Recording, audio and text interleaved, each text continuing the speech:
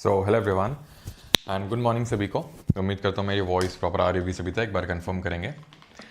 आज का जो टॉपिक है वो लाइफ प्रोसेसेस का हमारा सेकंड पार्ट है और आखिरी पार्ट है, जिसमें कि हम लोग लाइफ प्रोसेसेस के दो इम्पॉर्टेंट कंपोनेंट्स देखने वाले हैं, जिनका नाम है सर्कुलेटरी और एक्सक्रीटरी सिस्टम, यानी कि परिसंचरण और उत्सर्जन तंत्र देखने वाले हैं। तो आज सारे तंत्र मंत्र की विद्याएं जो है हमारी पूरी हो जाएंगी, लेकिन पेन नहीं मिल रहा है, ये छुपा बैठा है। चलो तो शुरू किया जाए फिर लेक्चर नंबर 10th। लेकिन उससे पहले पिछले लेक्चर के क्वेश्चंस। पहला क्वेश्चन ये रहा, consider the following about the stomach. जो हम लोगों ने कल डाइजेस्टिव सिस्टम और रेस्पिरेटरी सिस्टम पढ़ा था, यानी कि पाचन तंत्र और जो हमारा रेस्पिरेटरी सिस्टम था, उसके बारे में हमने कल देखा था। जो इंपॉर्टेंट दो कॉम्पोनेंट्स होते हैं लाइफ प्रोसेस के, उनके पहले क्वेश्चंस लगाते हैं। तो HCl provides an acidic medium and kills germs. Pepsin digests carbohydrates in alkaline medium. No, it digests what? It digests protein, and that too in acidic medium, not alkaline medium. Okay. Mucus protects the inner lining of the stomach from acid. तो जो mucus है वो stomach, जो कि जे shape का organ होता है, उसकी इनर लाइनिंग को प्रोटेक्ट करता है फ्रॉम एसिड। ये भी बिल्कुल सही है, ऑप्शन नंबर बी 1 और 3। क्योंकि जो म्यूकस है, श्लेष्मा झिल्ली है, ये अगर नहीं होगी तो जो इनर डेलिकेट लाइनिंग स्टमक की है वो एसिड से क्या हो जाएगी? करोड हो जाएगी। ओके। बाइल जूस के बारे में स्टेटमेंट दिए हुए हैं। गॉल ब्लैडर में स्टोर है होता है और लिवर इसको रिलीज करता है, यानी कि यकृत इसको छोड़ता है पित्त के रस को, पित्ताशय में ये संग्रहित होता है। ठीक है, तो ऑप्शन नंबर मतलब स्टेटमेंट पहला करेक्ट है। Bile is an enzyme that digest protein. No, it digest the fats. Okay, digest fat. पूरी तरीके से डाइजेस्ट नहीं करता है, सिर्फ उनका इमल्सिफिकेशन करता है। फिर अपना लाइपेज आता है। ये बाइल तो लिवर सेक्रीट करता है, जो लाइपेज आता है वो पैनक्रियाज के द्वारा जो सेक्रीट किया जाता है। पैनक्रियाटिक जूस जो उनका एंजाइम है, वो पैनक्रियाटिक जूस में आपको लाइपेज, ट्रिप्सिन, एमाइलेज ये देखने को मिलते हैं। Bile helps in emulsification of fat. Yes, option number ए 1 और 3 ओनली। स्मॉल इंटेस्टाइन, छोटी आंत के बारे में यहाँ पर स्टेटमेंट दिए हुए हैं। It is the longest part of the alimentary canal. Yes, 6 to 7 metres, लगभग 6.5 से 7.5 मीटर लंबाई होती है स्मॉल इंटेस्टाइन की। Major site of digestion and absorption यही होती है। एब्जॉर्प्शन कैसे होता है जरा बताइए? क्या इसके इनर वॉल्स में होता है? सरफेस एरिया जो इंक्रीज करता है फॉर फूड एब्जॉर्प्शन।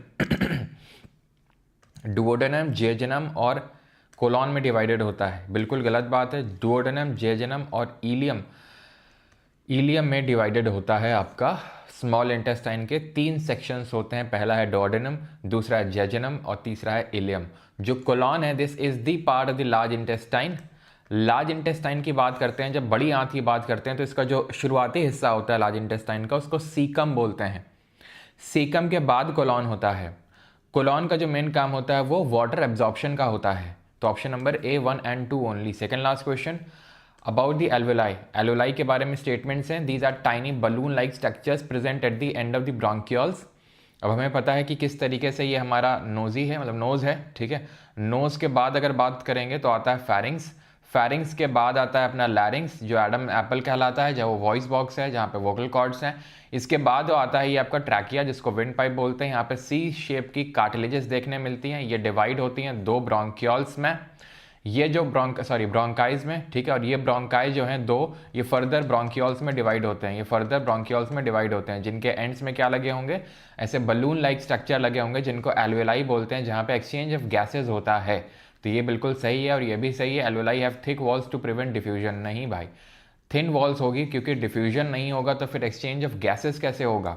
डिफ्यूजन के बिना एक्सचेंज ऑफ गैसेस पॉसिबल ही नहीं है। तो ऑप्शन नंबर ए आंसर हो जाएगा। And the last question is this about the aerobic respiration. So respiration क्या होता है? जहाँ पे हमारा फूड जो होता है वो एनर्जी में ब्रेक किया जाता है using the oxygen, is called the respiration. If the oxygen is used which is used in our body, aerobic respiration. Anaerobic वो होता है जहाँ पे ऑक्सीजन यूज़ नहीं होता, वो हमारी बॉडी में नहीं होता है। वो जो ईस्ट वगैरह होते हैं ना, जहाँ फर्मेंटेशन वगैरह होता है, वहाँ पर उसको करवाना होता है। ठीक है, एनारोबिक कंडीशंस रखनी होती हैं। और जो लैक ऑफ ऑक्सीजन की प्रेजेंस में रेस्पिरेशन होता है, यानी कि उतनी ऑक्सीजन नहीं होती जितनी होनी चाहिए, वो हमारी कहाँ पर होता है?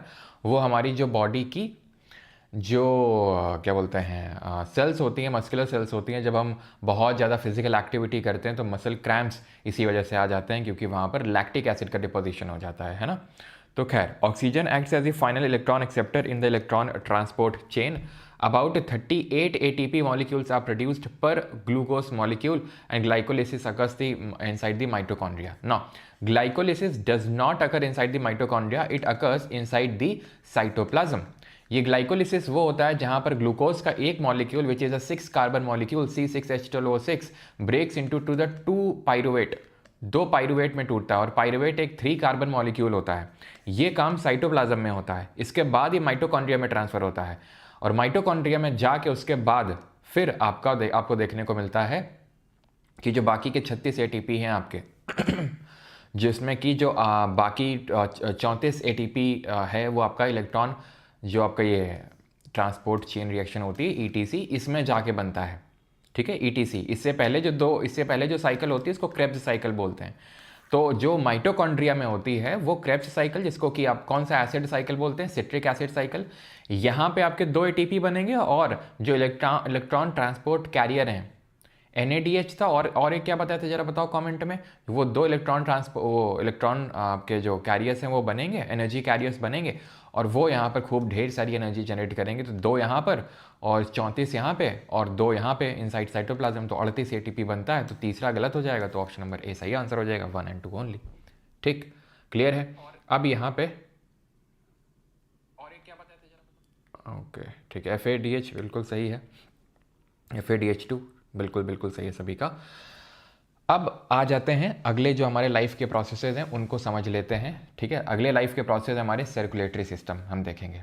सर्कुलेटरी सिस्टम में हम पढ़ेंगे क्या, हम ये पढ़ेंगे कि किस तरीके से जो हमारा ब्लड है वो पूरे बॉडी में सर्कुलेट होता है, पूरे बॉडी में सर्कुलेट होता है, ये पढ़ेंगे. किस तरीके से परिसंचरण होता है हमारे रक्त का, हमारे खून का पूरी बॉडी में किस तरीके से पहुँचता है. अब पहुँचाना क्यों होता है हर बॉडी तक, क्योंकि हर बॉडी की सेल तक पहुंचाना होता है. हर बॉडी की सेल तक क्यों पहुंचाना होता है वो रेस्पिरेशन ने हमें बता दिया है, क्योंकि अगर ऑक्सीजन नहीं पहुंचेगा हर एक सेल तक तो रेस्पिरेशन नहीं हो पाएगा, फूड से एनर्जी नहीं बन पाएगी, और एनर्जी नहीं बन पाएगी तो हमारे जो बॉडी के ऑर्गन्स है वो काम कैसे करेंगे. इनफैक्ट हार्ट कैसे काम करेगा, डाइजेस्टिव सिस्टम कैसे काम करेगा, हम कैसे, हमारे डिफरेंट ऑर्गन्स काम ही नहीं कर सकते हैं, जिंदा ही नहीं रह सकते हैं बिना एनर्जी के. तो इसीलिए ऑक्सीजन की ज़रूरत होती है, और इसीलिए ब्लड का काम ये होता है कि वो ऑक्सीजन की सप्लाई करे. सिर्फ यही काम नहीं होता है, लेकिन आपको पता है कि ब्लड के 2 कंपोनेंट है जो हम आज फिर से रिवाइज करेंगे उस चीज़ को. एक तो लिक्विड पार्ट होता है, एक सॉलिड पार्ट होता है. लिक्विड पार्ट आपका प्लाज्मा होता है, जिसमें कि आपको पता है मोस्टली तो वाटर ही होता है, और बाकी हमने देखा था बाकी हार्मोन्स एंजाइम्स ये सब होते हैं. और बात अगर करेंगे जो हमारे सॉलिड पार्ट होता है उसमें RBCs होते हैं, WBCs होते हैं और प्लेटलेट्स होते हैं. RBCs का काम होता है ऑक्सीजन को कैरी करना, WBCs का काम है कि फाइट करना फ्रॉम द इन्फेक्शंस, यानी कि एंटीबॉडीज़ को प्रोड्यूस करना, जिसमें कि लिम्फोसाइट का मेन रोल होता है. और फिर प्लेटलेट हैं जो ब्लड क्लॉटिंग में हेल्प करते हैं, खून का थक्का जमाते हैं. तो बट मेन जो काम है वो RBCs के द्वारा किया जाता है, एंड दैट इज़ ब्लड का जो ट्रांसपोर्ट है. ठीक है, तो ब्लड पहुंचाना ज़रूरी क्यों है वो रेस्पिरेशन ने बता दिया है, पहुंचता कैसे है वो सर्कुलेटरी सिस्टम बताएगा. ठीक, अब मेन जो ऑर्गन होता है, जैसे फॉर एग्जांपल जब हम बात कर रहे थे डाइजेस्टिव सिस्टम में, तो मेनली मेन ऑर्गन था हमारा कौन, स्मॉल इंटेस्टाइन था कि नहीं था. और फिर अगर हमने बात करी थी रेस्पिरेशन की, तो रेस्पिरेटरी अगर हम मेन देखेंगे तो क्या होते हैं, लंग्स होते हैं, है ना, जो फेफड़े होते हैं. उसी तरीके से सर्कुलेटरी में जो मेन ऑर्गन है वो हमारा होता है हार्ट. वो होता है कौन, हार्ट. सर डाइजेशन में और रेस्पिरेशन में बाकी भी इन्वॉल्व थे, जैसे कि हाँ नोज़ थी, ट्रैकिया थी, है ना, वो सब कुछ, ब्रोंकाई वगैरह थे. देन डाइजेशन में तो स्मॉल इंटेस्टाइन के अलावा लार्ज इंटेस्टाइन था, स्टमक था, बाकी लिवर, ये सब काम कर रहे थे अपना अपना. बट सर्कुलेटरी सिस्टम में अगर मैं बात करूँ, बहुत बड़ा रोल है सिर्फ और सिर्फ हार्ट का. सिर्फ हार्ट का तो नहीं बोलूँगा, लेकिन बहुत बड़ा रोल हार्ट का है. Heart is the pumping organ of our body, यानी कि जो ब्लड को पंप करने का काम है, हर एक बॉडी के डिफरेंट पार्ट्स तक पहुंचाने का काम है, ये हार्ट का होता है. वो करता कैसे है वो देखेंगे. तो जो मानव हृदय है, the heart is a fist sized organ that pumps oxygenated blood throughout the body. ये एक हृदय जो है एक मुट्ठी के आकार का अंग है जो पूरे शरीर में ऑक्सीजन युक्त रक्त को पंप करता है. तो ये मुट्ठी कैसे, मुट्ठी आप बंद करोगे तो उस तरीके का दिखता है, ऐसा तो बिल्कुल नहीं दिखता है. ठीक है, ऐसा तो बिल्कुल नहीं लगता है, मुट्ठी की शेप का होता है, पान की तरह नहीं दिखता है. Controls the rhythm and speed of heart rate and maintains the blood pressure. ये हृदय गति की लय और गति को नियंत्रित करता है और रक्तचाप को बनाए रखता है। It maintains the blood pressure. ठीक है, ऑलराइट, बेसिक्स हैं ये। एनाटॉमी समझते हैं ह्यूमन हार्ट की, ये शारीरिक रचना किस तरीके से है।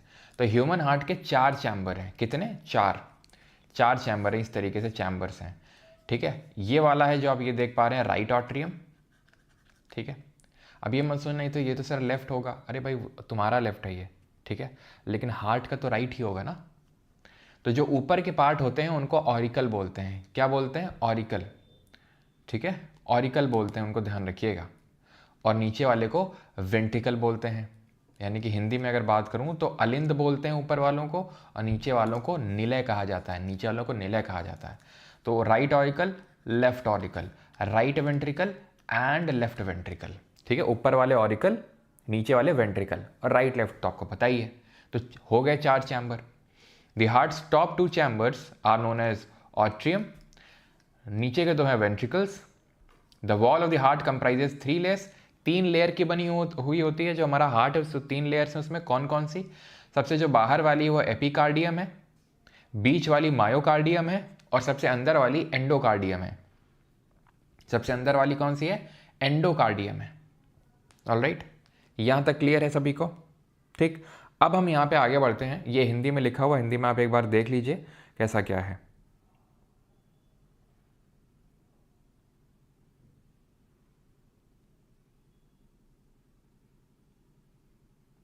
देख लिया आपने? आगे बढ़ें, चलो आगे बढ़ते हैं। लेकिन इससे पहले ये ध्यान रखना, जैसे ये हमारे दोनों चैम्बर्स हैं, इसके बीच में जो डिवीजन होता है ना, ये जो डिवीजन है ये इस तरीके से, जो आप डिवीजन देख पा रहे हो ना, this division is called as what? Septa. ठीक है, या सेप्टम भी बोल देते हैं। तो this is called as septum, जो डिवाइड करता है इसको। ठीक है, लेफ्ट साइड को राइट साइड से आप ऐसे समझ लो। ठीक है, तो इसके जो इंटरनल वॉल्स हैं ये। अब आते हैं हार्ट बीट। तो rhythmic contraction and relaxation of, ठीक है, rhythmic contraction and relaxation of the heart which includes 1 systole and 1 diastole of the heart. क्या होता है हमारा हार्ट? क्या होता है? जैसे मुट्ठी है, मुट्ठी को ऐसे बनाओ, मुट्ठी सभी लोग, इसको दबाओ, मुट्ठी को, दब गई, छोड़ो, फिर दबाओ, फिर छोड़ो, दबाओ, फिर छोड़ो, ऐसे ही हार्ट बीट करता है। दबता है मतलब वो एकदम जोर का प्रेशर मारता है, जोर का प्रेशर मारता है ताकि जो ब्लड है वो हर ऑर्गन तक पहुंच जाए। और फिर रिलैक्स करता है, क्यों? सो दैट कि जितना भी ब्लड आ रहा है वो भर जाए आके उसमें। ठीक है, फिर पंप करेगा, फिर रिलैक्स करेगा, सो दैट जितना भी ब्लड आ रहा है वो आके भर जाए, इस तरीके से। तो जब वो दबता है, प्रेशर लगाता है, तो कॉन्ट्रैक्शन फेज होता है, वो उसको बोलते हैं सिस्टोल। और जब वो रिलैक्स करता है तो उसको बोलते हैं डायस्टोल, रिलैक्सेशन फेज होता है। Heart beat count of healthy person is रफली 72 टाइम्स पर मिनट, 72 टाइम्स पर मिनट होता है इसका। क्या अगर हम बात करेंगे तो बीटिंग। और आपको पता है कि पूरे, आप ये समझ लो कि एक दिन में हमारा जो हार्ट है वो 7,500 लीटर ब्लड को पंप करता है, 7,500 लीटर। और हार्ट बीटिंग एक दिन में रफली होती है 1,00,000 बार। ठीक है, साउंड जो होता है हार्ट का वो लब डब होता है। Lub is the sound of the mitral and tricuspid valves closing, and dub is the sound of the सॉटिक एंड पल्म, नॉट सॉटिक, ऑर्टिक, ठीक है, aortic, aortic and pulmonary valves closing. अभी क्या है मिट्रल और ट्राइकस्पिड वॉल, क्या है एरोटिक वॉल्व, ये अभी आपको समझ में आएगा। ये हिंदी में आप एक बार देख लीजिए कि हृदय का जो प्रंकुचन है, जिसको संकुचन चरण बोलते हैं जब कॉन्ट्रैक्शन होता है, और प्रसरण यानी कि शिथिलन चरण होता है जब वो रिलैक्स करता है। ठीक, 72 बार ये प्रति मिनट धड़कन जो है होती है हृदय की। कार्डियक आउटपुट क्या है? जितना ब्लड पंप करता है हमारा हार्ट, उसको बोलते हैं कार्डियक आउटपुट। ठीक है, the amount of blood pumped by heart per minute is called as cardiac और heart output. The value of cardiac output of a normal person is about 72 BPM into 70 ml per beat, यानी लगभग 5040 ml और about 5 litre per minute. 5 litre per minute, 1 litre में इतना blood pump होता है पूरे दिन में, लगभग 7,500 लीटर होता है पंप। ठीक है, ब्लड प्रेशर को मेजर करने के लिए जो इंस्ट्रूमेंट यूज़ किया जाता है वो स्फिग्मोमैनोमीटर होता है। ठीक है, ECG से क्या चेक करते हैं? ECG से ये चेक करते हैं electrical activity of the heart. Electrical activity of the heart, electrical activity मतलब एक्चुअल में जो ये ब्लड, जो हमारा हार्ट है, ये जो दब रहा है, ये दब कैसे रहा है? आपने देखा होगा कि किसी को अगर इस तरीके से हार्ट अटैक आता है तो कुछ तो उनके हार्ट में इस तरीके से इलेक्ट्रिकल शॉक्स दिए जाते हैं, क्यों दिए जाते हैं हार्ट रीजन में? सो दैट कि जो हार्ट है वो एक्टिवेट हो जाए, जो कि एकदम हो सकता है कि हार्ट बीट करना बंद कर दिया हो। उसके पीछे का जो कारण होता है, कारण ये है कि यहाँ पे जो राइट ऑट्रियम है, यहाँ पे एक छोटी सी एक डिवाइस ऐसा समझ लो होता है जिसको हम बोलते हैं सिनोएट्रियल नोड, ऐसे नोड बोलते हैं, ऐसे नोड। तो ये क्या करता है, ये इलेक्ट्रिकल इम्पल्सेस जनरेट करता है, काइंड ऑफ स्पार्क लगाता है, स्पार्क चिंगारी टाइप लगाता है, स्पार्क जनरेट करता है, जिसकी वजह से हमारा हार्ट बीट कर पाता है।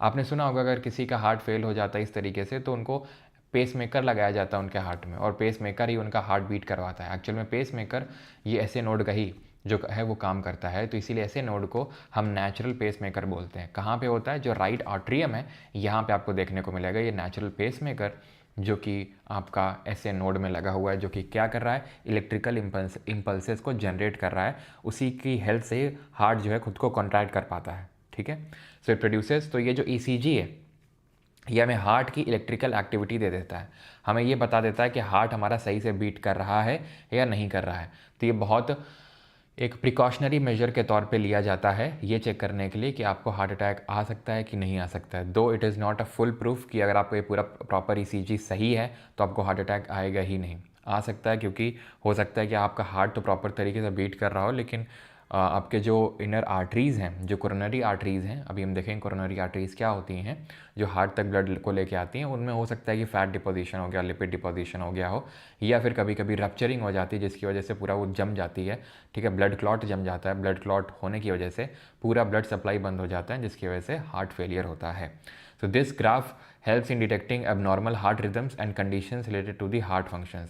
यानी कि अगर ढंग से हार्ट फंक्शन कर रहा है कि नहीं कर रहा है, वो डॉक्टर आपकी जो ये ईसीजी ग्राफ बनता है पूरा वो चेक करके बता देता है। लेकिन हार्ट की अगर आपको ये चेक करना है कि जो चारों चैम्बर्स हैं वो सही सलामत हैं कि नहीं, वो सही से उनमें ब्लड सप्लाई हो रही नहीं हो रही है, तो उसके लिए हार्ट की पिक्चर बनाई जाती है जिसको हम बोलते हैं एकोकार्डियोग्राम।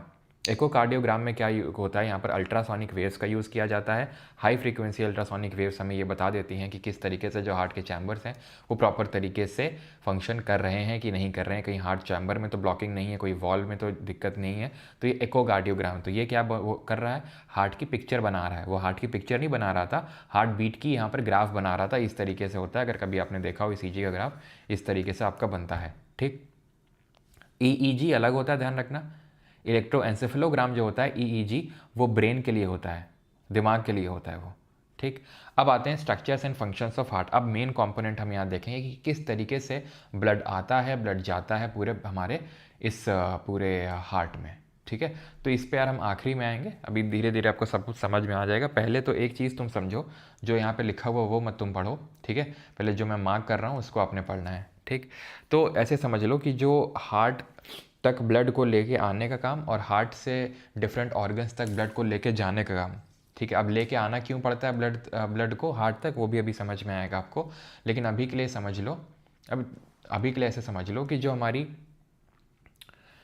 एक सेकेंड रुको, यहाँ पे देखो होता क्या है कि हमारा जो हर एक सेल उसको ऑक्सीजन चाहिए, तो ऑक्सीजनेटेड जो ब्लड है वो हार्ट देता है हर वो बॉडी को। ठीक है, सो हार्ट से, यहाँ पे बन नहीं पाएगा, यहाँ पे देखो, हार्ट से डिफरेंट जो बॉडी पार्ट्स हैं, ठीक है, यहाँ कैसा ब्लड लेके जाना है, यहाँ ऐसा ब्लड लेके जाना है जिसमें ऑक्सीजन भरी हो। ये काम जो करता है वो आर्टरीज करता है। कौन? आर्टरीज। ठीक है, आर्टरीज करती हैं ये। अब होता क्या है, बॉडी पार्ट ने यूज़ कर लिया रेस्पिरेशन के लिए। रेस्पिरेशन का बाई प्रोडक्ट क्या था? CO2 था एक बाई प्रोडक्ट, वाटर वेपर भी था हमारा, लेकिन CO2 एक कंपोनेंट था। अब ये जो CO2 है इसको हमें बाहर फेंकना है, बॉडी से बाहर निकालना है। ऑक्सीजन अंदर लिया, CO2 बाहर निकाल दिया। ये CO2 क्या है? जो हमारी हर एक सेल में एनर्जी प्रोड्यूस करने के बाद, रेस्पिरेशन के बाद जो बाई प्रोडक्ट बना था, तो वो बॉडी पार्ट से वो हार्ट तक लेके जाएगा, ब्लड ही लेके जाएगा उसको। और ब्लड कहाँ लेके जाएगा? बॉडी पार्ट कहाँ लेके जाएगा? हार्ट के पास। तो ये हार्ट क्या करेगा? उस CO2 को रिमूव कर देगा? नहीं करेगा। हार्ट CO2 को रिमूव नहीं करता है, ना तो हार्ट O2 को डालता है। काम ये किसका है? याद करो, कल बताए थे, लंग्स का है, फेफड़ों का है। फेफड़ों में जो एल्वियोलाई लगे हुए हैं उनमें डिफ्यूजन होता है, O2 अंदर आता है, CO2 बाहर जाता है, होता है। हार्ट का काम सिर्फ इतना है, ब्लड को पंप करने का।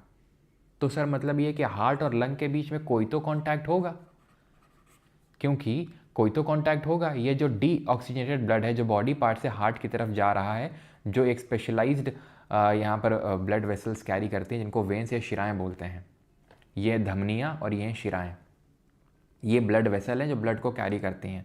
हमारे बॉडी में इतनी ब्लड वेसल हैं, आप समझ लो इतनी लेंथ की, कि पूरी पृथ्वी की जो सरकमफेरेंस है ना, परिधि है, जैसे पूरी पृथ्वी है तो इसकी जो पूरी सरकमफेरेंस है इसका दुगना है, इसका दुगना।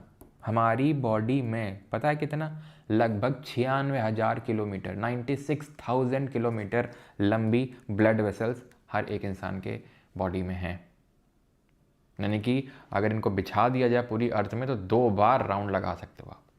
खैर, तो ये आर्टरीज क्या करती हैं? ऑक्सीजन वाला खून लेके चलती हैं, बॉडी पार्ट के पास लेके जाती हैं, और जो शिराएं हैं वो CO2 वाला खून लेके जाती हैं। इसको बोलते हैं डीऑक्सीजनेटेड ब्लड और इसको बोलते हैं ऑक्सीजनेटेड ब्लड। तो हार्ट का काम है उनको देना और उनसे लेना, उसके बाद ऑक्सीजन को डलवाना और CO2 को हटवाना वो हार्ट करवाता है लंग्स से। लंग्स के पास लेके जाता है कि भाई इसको कर दो, क्या कर दो, इससे CO2 हटा दो और O2 डाल दो प्लीज़। CO2 हटा दो और O2 डाल दो हमारे इसमें ब्लड में, क्योंकि हमें हर बॉडी पार्ट को सप्लाई करना है। समझ में आई ये चीज़ यहाँ तक सभी को? ठीक, तो आर्टरीज समझ में आ गया, वेन समझ में आ गया। ठीक है, अब तुम अपने आप से कुछ पढ़ना मत, अभी जो लिखा हुआ है दिमाग मत लगाना, जितना हम बोल रहे हैं सिर्फ उतना बस सुनना। ठीक है, 4 चैम्बर बताए थे, फिर से रिपीट करता हूँ। ये क्या था? राइट आर्ट्रियम था। ये क्या था? राइट वेंट्रिकल था। ये क्या था? लेफ्ट ऑरिकल था। ये क्या था? लेफ्ट वेंट्रिकल था। यही था, बिल्कुल यही था। अब होता क्या है, ये जितना भी डीऑक्सीजनेटेड ब्लड है हमारी बॉडी में जो बन रहा है, बॉडी के डिफरेंट पार्ट्स में बन रहा है, जब रेस्पिरेशन हो रहा है वो डीऑक्सीजन ब्लड यहाँ आके इकट्ठा हो जाएगा। ऊपर से आएगा जो नीला नीला दिख रहा है जिसको बोलते हैं सुपीरियर वेना कावा, ये जो लिखा हुआ यहाँ पे दिख रहा है आपको, superior vena cava from upper body, और नीचे से आ रहा है inferior vena cava from lower body. ये पूरा CO2 वाला ब्लड लाके यहाँ पे पटक देंगे राइट ऑट्रियम में। और ये लगे हुए हैं गेट, ये लगे हुए हैं गेट, ये जो दिख रहे हैं ये गेट लगे हुए हैं। अभी ये यहाँ पे नहीं जाएगा, जब तक कि पूरा इकट्ठा यहाँ पे नहीं हो जाएगा तब तक यहाँ पे नहीं आएगा, तब तक यहाँ पे नहीं आएगा। जब वहाँ पे आ गया तब वो गेट खुलेंगे, वो गेट खुलेंगे। और ये गेट देख लो क्या है, इस गेट को बोलते हैं, बाकी देखना ही मत तुम, ये देखो इस गेट को क्या बोलते हैं? Tricuspid valve. क्या बोलते हैं? Tricuspid valve. अब ये ट्राइकस्पिड वॉल्व खुलेगा और यहाँ पे भर जाएगा पूरा CO2 वाला ब्लड। क्या बोलते हैं इसको? राइट वेंट्रिकल बोलते हैं। ठीक, तो लोकेशन का है lower right side of the heart. It receives blood from the right atrium, pumps deoxygenated blood to the lungs. तो यहाँ पर पूरा भर गया, पहले ये समझ में आ गई। ये ट्राइकस्पिड वॉल्व, ये गेट खुला, यहाँ भर गया पूरा खून, CO2 वाला खून। अब इस CO2 वाले खून को तो पंप करना नहीं है हार्ट को, पहले इसमें ऑक्सीजन डलवानी है CO2 को हटवा के।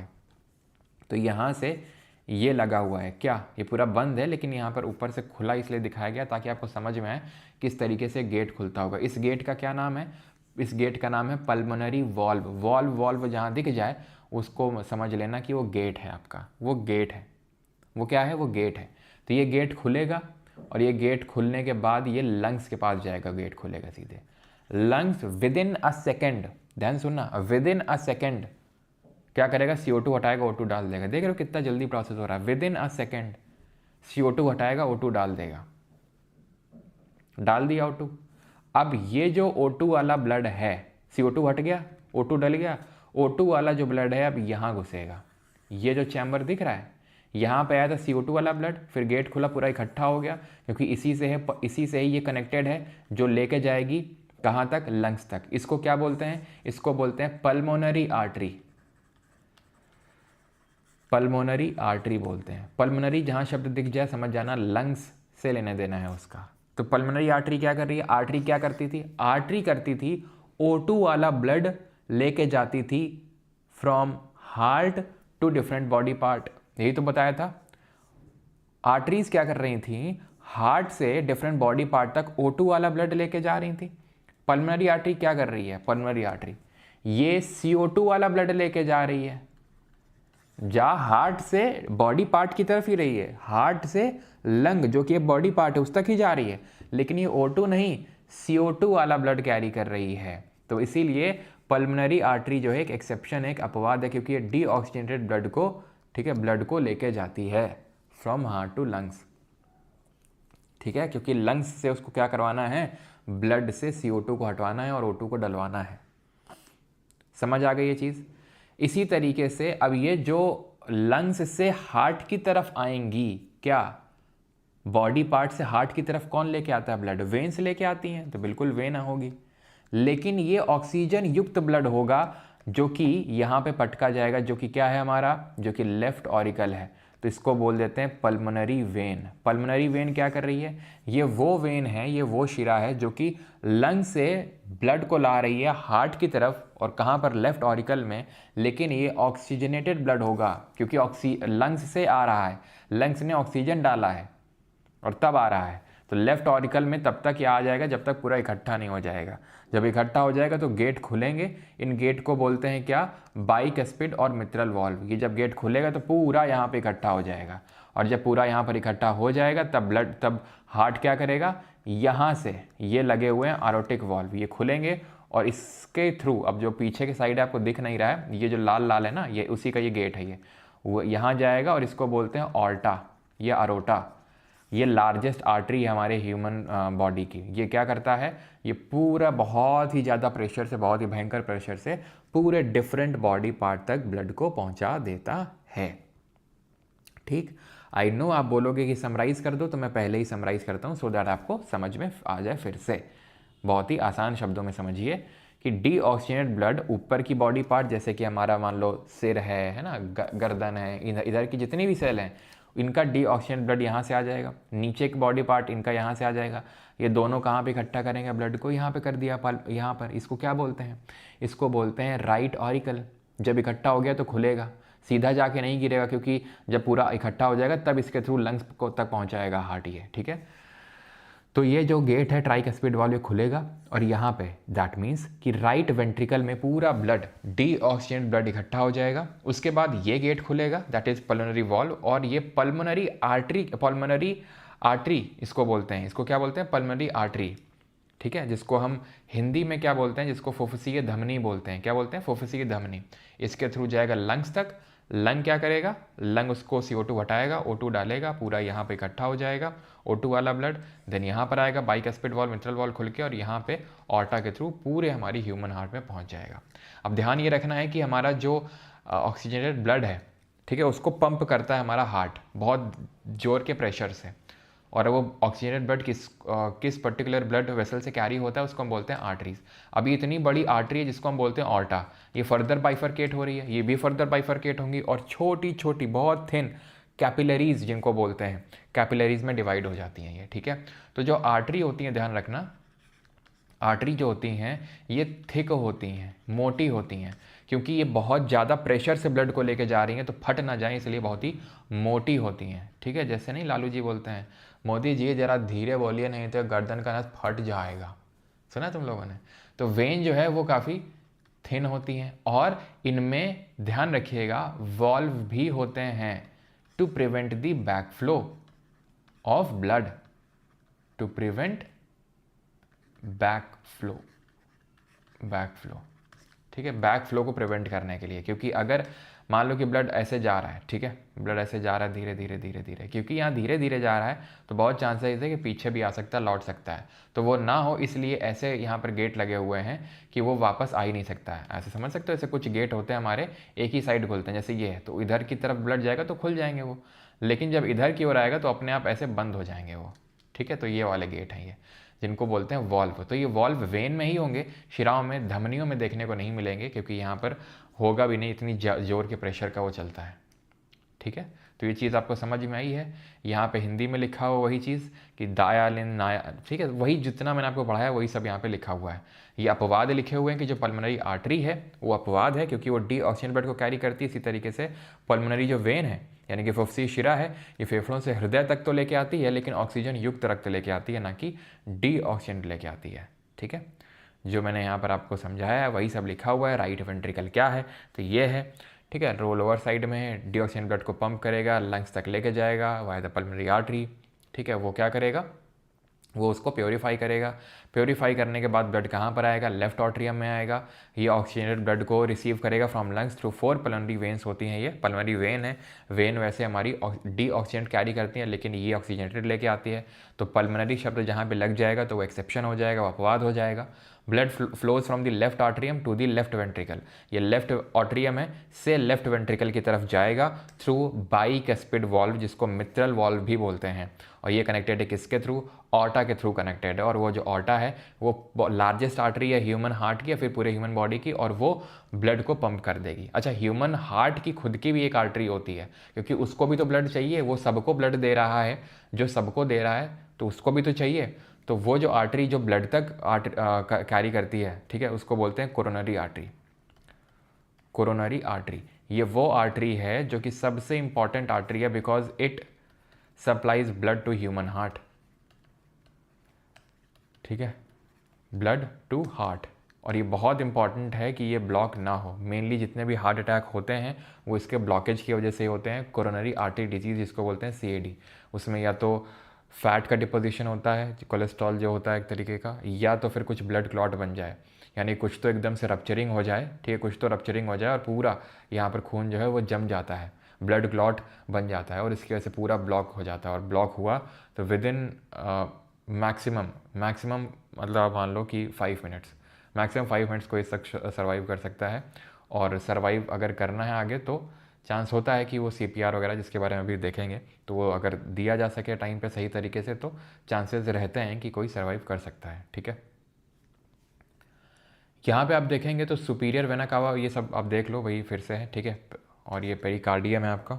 ठीक है, पेरिकार्डियम और इसे मायोकार्डियम एंडोकार्डियम सब पढ़ा चुका हूँ मैं। ठीक है, ये सेप्टम होता है जो डिवाइड करता है हार्ट के चैम्बर को। डबल सर्कुलेशन क्या होता है, दोहरा परिसंचरण। अभी मैं फिर से समराइज करूंगा तो चिंता मत करना। Double circulation is the type of blood circulation in humans and all mammals where the blood passes through the heart twice during one complete cycle around the body. कैसे, यहाँ से पूरा डीऑक्सीजन ब्लड आया, लंग्स के पास गया, फिर वो ब्लड आया, तो यानी 2 बार ब्लड आ रहा है, इसको बोलते हैं डबल सर्कुलेशन। एक बार पूरा यहाँ इकट्ठा हो रहा है और फिर जो ऑक्सीजनेटेड ब्लड है वो आ रहा है, तो इसको बोलते हैं डबल सर्कुलेशन। ये ब्लड सर्कुलेशन जो है यानी कि रक्त परिसंचरण, इसकी खोज विलियम हार्वे ने करी थी। ठीक है, the blood pumped by the right ventricle.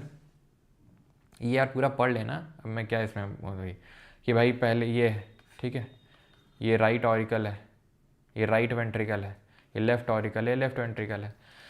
Blood pumped by the right ventricle, deoxygen blood is transported through pulmonary artery to lungs. और ध्यान रखना जो मैंने बोला नहीं था, अब यहाँ पे वापस आओ जरा, जो मैंने आपको बोला था कि ब्लड, ये जो हमारा हार्ट है ये दबता है, एकदम दबता, पता है क्यों है, उसको ऑर्टा को सप्लाई करना है। और रिलैक्स पता है क्यों करना है, वो एकदम रिलैक्स करता है ताकि एकदम मुट्ठी खुल जाए, मुट्ठी खोलो ऐसे, ताकि भर जाए, वो हार्ट भर जाए, डी ऑक्सीजनेटेड ब्लड से हार्ट भर जाए। हार्ट में पूरा ब्लड डीऑक्सीजन वाला कहाँ भरता है, कहाँ भरता है, ये भरता है आपका कहाँ पे, राइट वेंट्रिकल में। ठीक, तो इसको बोलते हैं वेंट्रिकुलर रिलैक्सेशन। ध्यान रखना, क्वेश्चन आता है इस तरीके से कि ठीक है, ये जो आपका रिलैक्सेशन फेज होता है डायस्टोली, इसका मतलब होता है वेंट्रिकल रिलैक्सेशन भी बोलते हैं। जब हार्ट ब्लड को पंप करता है तो कौन सा पार्ट होता है जब ब्लड पंप, हार्ट पंप करता है, देखो जब यहाँ पे आ जाता है तब करता है ना। यहाँ पे लंग से आया, पूरा रिसीव कर लिया, गेट खुला, और ठीक है बाइकस्पिड और मित्रल वॉल्व, और ये पूरा यहाँ पर रिसीव कर लिया, फिर ऑर्टिक वॉल्व खुला और ऑर्टा के थ्रू पूरा, aorta is the largest artery जिसके थ्रू पूरे डिफरेंट बॉडी पार्ट्स में ब्लड को पंप कर देगा। तो ये कौन सा पार्ट है आपका, this is your left ventricle. तो इसको क्या बोलते हैं, वेंट्रिकुलर कॉन्ट्रैक्शन बोलते हैं। इसी कॉन्ट्रैक्शन फेज से सिस्टोल को क्या बोलते हैं, वेंट्रिकुलर कॉन्ट्रैक्शन। ठीक, वेंट्रिकुलर कॉन्ट्रैक्शन। तो जो आपका सिस्टोल है वेंट्रिकुलर कॉन्ट्रैक्शन और डायस्टोल है वो वेंट्रिकुलर रिलैक्सेशन है। ये चीज़ आपको ध्यान में आनी, समझ आनी चाहिए। तो आप फिर से पार्ट को लोकेट कर सकते हो, रिवाइज कर सकते हो कि आपकी वेना कावा है, ऊपर वाली इन्फीरियर, नीचे वाली ऊपर वाली सुपीरियर, नीचे वाली इन्फीरियर। सबसे बड़ी आर्टरी ये होती है ऑर्टा, सबसे बड़ी वेन होती है ये इन्फीरियर वेना कावा। यहाँ ब्लड डिपॉजिट हुआ, गेट खुला, यहाँ पे ब्लड डिपॉजिट हो गया डीऑक्सीजन वाला, इसके थ्रू लंग्स में पहुँचा, लंग्स ने CO2 हटा के O2 डाल दिया, फिर इसके थ्रू यहाँ पर आ गया आपका जो लेफ्ट ऑरिकल है, फिर ये गेट खुला, बाइकस्पिड और मित्रल वॉल्व, पूरा ऑक्सीजनेटेड ब्लड यहाँ पर इकट्ठा हो गया, फिर एरोटिक वॉल्व खुली और ऑर्टा के थ्रू पूरे बॉडी में हमारा पहुँच गया पूरा ब्लड। ठीक है, वही सब यहाँ पे एक्सप्लेन किया गया है। ठीक है, आप फिर से यहाँ पर देख सकते हो, फिर से मैं आपको एक्सप्लेन कर देता हूँ, ठीक है। जितनी बार आप बोलोगे उतनी बार रिवाइज करा देता हूँ, लेकिन आई थिंक इसके बाद डाउट नहीं होना चाहिए आपका कि बॉडी से हमारा डीऑक्सीजनेटेड ब्लड यानी कि CO2 वाला ब्लड आएगा राइट ऑट्रियम में, गेट खुलेंगे यहाँ के, गेट खुलने ठीक है, ओके, गेट खुलने के बाद राइट वेंट्रिकल में आएगा, राइट वेंट्रिकल क्या करेगा, लंग्स को दे देगा, लंग्स क्या करेगा, उसमें ऑक्सीजन भर के लेफ्ट ऑट्रियम में दे देगा, लेफ्ट ऑट्रियम के जो गेट हैं, जो हमारे मिट्रल वॉल्व है वो खुलेगी, और यहाँ से कौन सा गेट था, ये आपका जो पल्मोनरी वॉल्व है, ठीक है, ये आपका गेट एक खुला, फिर ये एक गेट खुला, फिर जब यहाँ आया तो ये एक गेट खुला और लेफ्ट वेंट्रिकल में पूरा भर गया ऑक्सीजनेटेड ब्लड, और ये खूब जोर से दबेगा तब ये वाला गेट खुल के, जिसको हम बोलते हैं एरोटिक वॉल्व। तो कितने गेट हो गए, टोटल 4 गेट हैं, टोटल 4 वॉल्व हैं जो हार्ट में हमें डिफरेंट जो चैम्बर्स हैं वहाँ पे देखने को मिलेंगे। और ये पूरा लेफ्ट वेंट्रिकल क्या है, ये कॉन्ट्रैक्ट करेगा जोर से, बहुत भयंकर, जिसको क्या बोलते हैं सिस्टोल, इसको क्या बोलते हैं वेंट्रिकुलर कॉन्ट्रैक्शन, और ये पूरे हमारे ब्लड बॉडी में ब्लड को सप्लाई कर देगा, ठीक है। अगेन ही समझ लो इस चार्ट के थ्रू, मैं फिर से इस चार्ट के थ्रू भी समझा देता हूँ, ठीक है, इस चार्ट के थ्रू भी समझ लो। मेरा तो मिक्स होता जा रहा है बेटा, कमेंट सेक्शन पे फोकस करोगे तो सब मिक्स ही होगा। 10 कम से कम 3-4 बार रिवाइज़ करवा चुका हूँ, एक आखिरी बार और रिवाइज़ कर लो। और ये आपको रिवाइज़ तभी होगा या तो अभी वीडियो को पॉज करके ऐसे बनाओ, अभी वीडियो पॉज करके बनाओ, ठीक है, जहाँ पे भी तुम्हारे पास कोई रफ कॉपी पेन लो और यहाँ बनाओ और इमेजिन करो। अपने दिमाग में नहीं पेन कॉपी तो अपना दिमाग, आंखें बंद करो और दिमाग में 4 चैम्बर बनाओ और ये एज्यूम करो। अब और कितनी आसानी से मैं आपको समझाऊं कि जो हमारी हर एक सेल है जब रेस्पिरेशन करती है CO2 प्रोड्यूस होती है, वो CO2 ब्लड लेके आता है, यहाँ पे सबसे पहले इकट्ठा करता है, जिसको बोलते हैं राइट ऑट्रियम। ये राइट है, तुमको समझ नहीं आ रहा, ये राइट है, दायां साइड है ये हार्ट का, अपना मत देखना, राइट का। और ऊपर वाले पार्ट को चैम्बर को ऑरिकल बोलते हैं, नीचे वाले को वेंट्रिकल। यहाँ आ गया, ये गेट खुलेंगे, अब ये गेट खुल के यहाँ पे पूरा इकट्ठा हो जाएगा, क्या, वही डीऑक्सीजन ब्लड। इसके बाद क्या होगा, और ये सब डीऑक्सीजन आया कहाँ से, ऊपर से आया सुपीरियर वेना कावा, नीचे से इन्फीरियर वेना कावा, और सब यहाँ पे इकट्ठा हुआ, गेट खुला, यहाँ पे आया, ये क्या है आपका राइट वेंट्रिकल। इसके थ्रू पल्मोनरी क्या अटैच्ड है, पल्मोनरी आर्टरी अटैच्ड है, देखो यहाँ पे राइट ऑट्रियम में आ गया पूरा, ठीक है, राइट ऑट्रियम में आ गया पूरा। राइट ऑट्रियम के बाद कहाँ पे गया, ये राइट ऑट्रियम के बाद राइट वेंट्रिकल पे गया, ये गेट लगे हुए थे, राइट वेंट्रिकल ने क्या किया, पल्मोनरी आर्टरी को दे दिया, पल्मोनरी आर्टरी के थ्रू किसको दे दिया, लंग्स को दे दिया, लंग्स को दे दिया, branches of pulmonary artery, capillaries of lungs, ठीक है। और ये क्या करा, इन्होंने CO2 हटाया, O2 डाल दिया, CO2 हटाया, O2 डाल दिया। O2 वाला ब्लड कौन लेके जाएगा हार्ट के पास, पल्मोनरी वेन लेके जाएंगी, हार्ट के कौन से चैम्बर के पास, लेफ्ट ऑट्रियम के पास, यहाँ पे। फिर यहाँ का गेट खुलेगा, यहाँ का गेट बाइकस्पिड या मिट्रल वॉल्व खुलेगी और लेफ्ट वेंट्रिकल में आएगा, और लेफ्ट वेंट्रिकल से फिर ये आपका एक गेट खुलेगा, यहाँ पे आप देखो, जिसको बोलते हैं ऑरोटिक वॉल्व, और वो गेट खुल के ऑर्टा के through branches of dorsal aorta, tissue capillaries, और इस पूरी तरीके से कैपिलरीज क्या है, ऑक्सीजन वाला ब्लड पहुंचा देंगी हर एक सेल तक। फिर सेल काम करिएंगे और फिर सेल क्या करेंगी, CO2 डाल देंगे ब्लड में, जो कि सुपीरियर और इन्फीरियर वेना कावा, फिर से कहाँ तक लेके आएंगी, राइट आर्ट्रियम में, फिर राइट आर्ट्रियम से राइट वेंट्रिकल, फिर पल्मोनरी आर्टरी, फिर पूरा इस तरीके से डबल सर्कुलेशन पूरा चलता है आपका, ठीक है, डन। अब कोरोनरी आर्टरी क्या होती है, मैंने आपको बता दिया, जो ऑक्सीजन रिच ब्लड को हार्ट मसल्स तक लेके आती है। जनरली ये ब्लॉक कब होता है, अभी मैंने आपको बता दिया। ऐसे नोड क्या है, ये राइट ऑट्रियम में सिचुएटेड है, कहाँ पर, ध्यान रखना, ये सिचुएटेड है इन योर राइट ऑट्रियम, और ये इलेक्ट्रिकल सिग्नल्स जनरेट करता है, जिसकी वजह से हमारा जो ब्लड, जो हमारा हार्ट है वो काम कर पाता है, वो एक्चुअल में पंप कर पाता है, ठीक है। मैंने अभी आपको बताया जब किसी का हार्ट काम नहीं करता है तो ऐसे इलेक्ट्रिकल इम्पल्स दिए जाते हैं हार्ट में, सो दैट कि कुछ हल्की सी गतिविधि हो सके और हार्ट जो है अपनी बीटिंग शुरू कर सके, और नेचुरल पेसमेकर के तौर पर ऐड करता है। तो जिन लोगों का हार्ट ख़राब हो जाता है और अगर सर्वाइव कर जाते हैं वो, तो फिर पेसमेकर लगाया जाता है, अगर उनका ऐसे नोड खराब हुआ होता है तो। अगर कुछ कोरोनरी आर्टरी में प्रॉब्लम है तो कोरोनरी आर्टरी की क्लीनिंग करी जाती है, वो डाला जाता है, जिसको कुछ क्या बोलते हैं, मेरे दिमाग से जा रहा, सक्शन कुछ तो होता है वो, एक ऐसे मतलब नाम एकदम से जा रहा है, जैसे ये आपकी आर्टरी है, ठीक है, तो आर्टरी में इस तरीके का वो सक्शन डाल दिया जाता है। वो क्या करता है, कभी वो मतलब वो जम ही नहीं पाएगा, कहाँ जमेगा वो, ठीक है, और ये कभी कोलैप्स करेंगे ही नहीं, जो आर्टरी कभी चपकेंगी ही नहीं, और ब्लड फ्लो करता रहता है आपका, ठीक है। मुझे नाम याद नहीं आ रहा, उसको कुछ तो बोलते हैं, स्टेंट बोलते हैं इसको, ठीक है। तो स्टेंट डाल दिया जाता है, उससे क्या होता है कि वो फिर मतलब जमता नहीं है, लेकिन वही अगर सर्वाइव कर गया इंसान तो, ठीक है। तो coronary artery is the biggest cause of this heart attack, जिसको कि हम कार्डियक अरेस्ट भी बोलते हैं। CAD का कोरोनरी आर्टरी डिजीज़ होती है। कैसे मेजर करते हैं वो हमने अभी देखा है, ठीक है। स्फिग्मोमैनोमीटर का यूज़ करते हैं मेजर करने के लिए। सिस्टोलिक प्रेशर यानी कि वेंट्रिकुलर कॉन्ट्रैक्शन होता है, लगभग 120 mm ऑफ Hg का प्रेशर लगाता है हमारा हार्ट, 120 mm ऑफ Hg। इससे ज़्यादा है तो हाई BP का प्रॉब्लम होता है। डायस्टोलिक है आपका लगभग 80 mm ऑफ Hg, और अगर इससे नीचे है तो उसको हम क्या बोलते हैं, उसको बोलते हैं कि भाई आपको लो BP का प्रॉब्लम है, ठीक है। यानी कि आपका ब्लड जो है उतना प्रेशर काफ़ी लो हो चुका है, ठीक, क्लियर है यहाँ तक, ठीक है। तो 120 और 50 लिखा है क्या, 80 कर लेना यहाँ पर, अच्छा यहाँ सही है 80, ठीक है। 80 mm Hg, ठीक है। पल्स रेट क्या होता है, तो जो हमारी हार्ट बीटिंग होती है उसी को पल्स रेट कहा जाता है। हमारा हार्ट लगभग 60 से 100 बार बीट करता है पर मिनट। इसको आराम से चेक किया जा सकता है नाड़ी से, जैसे कि जो हमारी रिस्ट होती है ना, जहाँ पे हम घड़ी पहनते हैं, तो उसका जो आंतरिक भाग होता है, जो इनर पार्ट होता है, वहाँ से चेक किया जा सकता है, या गर्दन के साइड में लगा के चेक किया जा सकता है। क्योंकि वैसे चेक तो कहीं पे भी किया जा सकता है, लेकिन ये वो पार्ट होते हैं जहाँ पे जो हमारी आर्टरीज़ हैं, अगर आप ध्यान से अपनी रिस्ट को, कलाई को देखोगे तो आपको साफ साफ वो आर्टरी दिखेगी, आपको आर्टरी दिखेगी, क्योंकि वो हड्डी के ऊपर से आ रही है। तो स्किन और उसके बीच में बहुत, मतलब हमारे जो हम उंगलियों से चेक करते हैं और उस आर्टरी के बीच में बहुत ही पतली परत होती है स्किन की, क्योंकि वो बोन के ऊपर ही चढ़ी हुई है, बहुत नज़दीक है, जिसको आराम से टच करके टेस्ट किया सकता है। बाकी अगर आप थोड़ा सा और आगे बढ़ोगे तो वो क्या है कि वो अंदर चली गई है, स्किन की एक मोटी लेयर आ गई है, तो वहाँ चेक करना उतना आसान नहीं होता है। यहाँ पर आपको जनरली जो शुरू की 2 फिंगर्स होती हैं उनको रख के चेक किया जाता है, ना कि थंब को, क्योंकि थंब की खुद की पल्स रेट होती है, तो कभी थंब को नहीं रखा जाता है। तो इससे क्या चेक हो जाता है कि भाई इंसान की सांसें चल रही हैं कि नहीं चल रही हैं पल्स रेट से, यानी हार्ट बीट कर रहा है नहीं कर रहा है।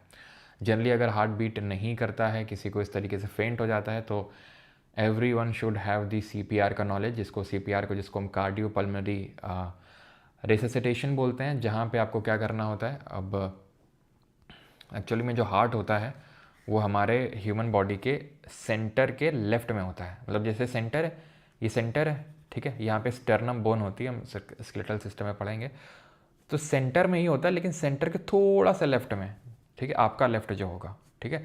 तो यानी कि यहाँ पे ये लेफ्ट होगा, हल्का सा यहाँ पर प्रेजेंट होता है, यानी कि अगर ये है, ये सेंटर हो गया, तो इस सेंटर के हल्का सा ये लेफ्ट में होता है यहाँ पे, और हल्का सा नीचे साइड होता है। तो पता होना चाहिए कि हार्ट कहाँ पे लोकेटेड होता है, सो दैट अगर कभी कोई फेंट होता है तो उसको प्रॉपर CPR दिया जा सके। CPR देने के लिए दोनों हाथों को, मतलब दोनों हाथों की हथेलियों को रखा जाता है और अपना पूरा प्रेशर लगाया जाता है, ठीक है। और normally repeat sets of 30 compression दिए जाते हैं, ठीक है।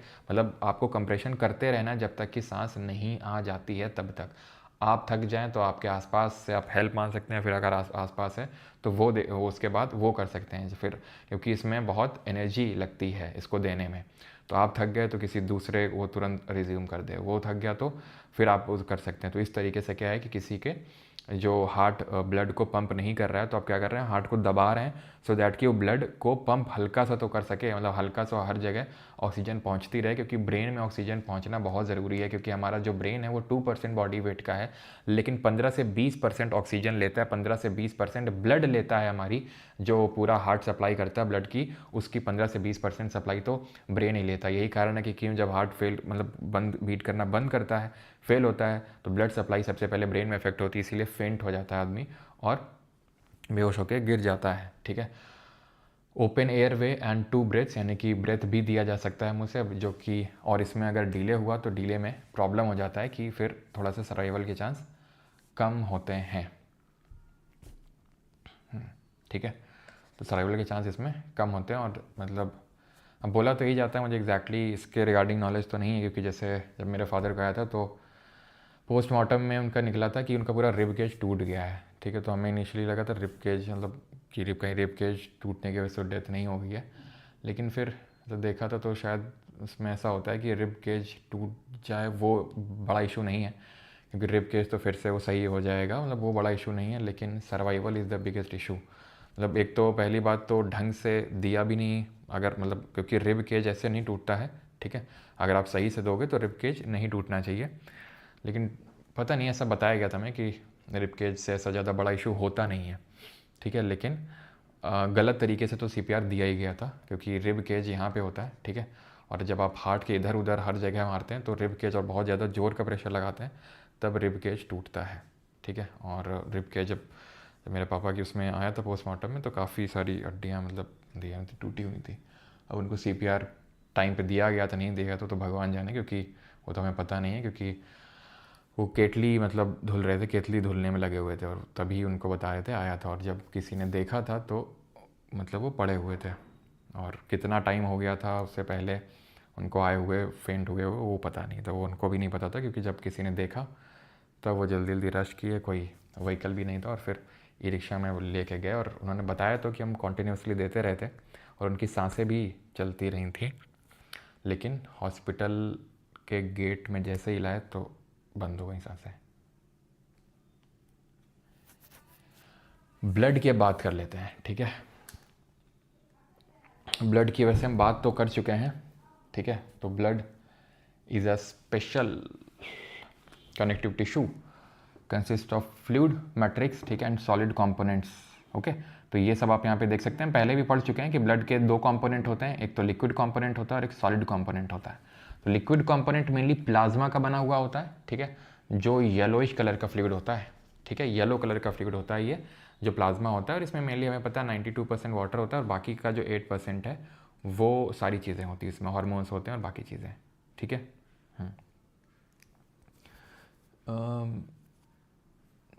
To know your coronary artery is healthy. Coronary artery में कई बार कैल्सिफिकेशन भी हो जाता है, तो कैल्सिफिकेशन तो चेक किया जा सकता है किसी भी आर्टरी में। आपका जो डॉक्टर है वो किसी भी आर्टरी में चेक कर लेगा। बाकी तो काफ़ी डीप प्रोसेस होते हैं, प्रोसीजर्स होते हैं। अगर आपको एग्जैक्टली चेक करना है, एक तो ECG आप करवा सकते हैं, ठीक है। और ख़ासकर उनको जिनका मतलब जेनेटिक होता है उनको ज़्यादा प्रोन होता है, क्योंकि जैसे मेरे फादर का भी मैंने पहले ही बताया था कि ऐसा कभी अल्कोहल वगैरह नहीं, कभी ऐसा और भी कुछ भी सिगरेट वगैरह कभी नहीं, कभी नेवर, ठीक है। सिगरेट या फिर अल्कोहल ये सब कुछ नहीं था, बट फिर भी हो गया because I think he was more genetically prone because grandfather को आ चुका था। तो जिनको जेनेटिक चांसेस ज़्यादा होते हैं क्योंकि उनकी जो कोरोनरी आर्टरी वो थोड़ी सी नैरो होती है, तो हल्का सा भी कुछ भी रप्चर हुआ, हल्का से फैट डिपोजिशन हुआ, तुरंत जो है वहाँ पे चांसेस हो जाते हैं उसके मतलब ब्लॉक होने के, ठीक है। तो बहुत इम्पॉर्टेंट है। तो लंग्स को ब्लड कैसे मिलता है? अतुल शर्मा, अभी तक हम क्या कर रहे थे? पल्मोनरी पल्मोनरी पल्मोनरी, लंग को ब्लड कैसे मिलता है? पल्मोनरी आर्टरी भी देख नहीं रहे थे। कितना देर का प्रोसेस होता है सर एक बार ब्लड भरना में? मतलब कहाँ पर ब्लड भरने में? हाँ, वो इंडिया का नंबर नहीं हो सकता, वो जो नंबर यहाँ पे लिखा था वो 911 नहीं है, आई थिंक वो 912 है। तो उसमें नंबर मत लगा देना, आई थिंक ये विदेश का है, यहाँ इंडिया का नहीं है ये, ठीक है। तो इंडिया का एक बार चेक कर लेना, ठीक है, वो इंडिया का नहीं है।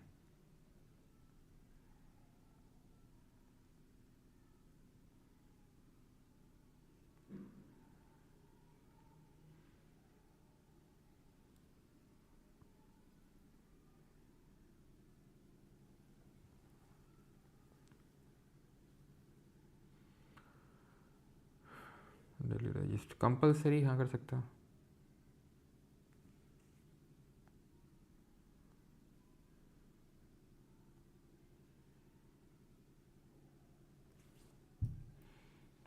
सिर्फ फिर टेंशन में हार्ट अटैक कैसे आ जाता है? बिकॉज जो स्ट्रेस होता है वो भी कहीं ना कहीं हमारी जो ब्लड जो आर्टरीज़ हैं उनको थोड़ा सा नैरो कर देता है, श्रिंक कर देता है और उसमें चांसेस होते हैं, ठीक है। स्ट्रेस का बहुत नेगेटिव इम्पैक्ट होता है हमारी बॉडी पे।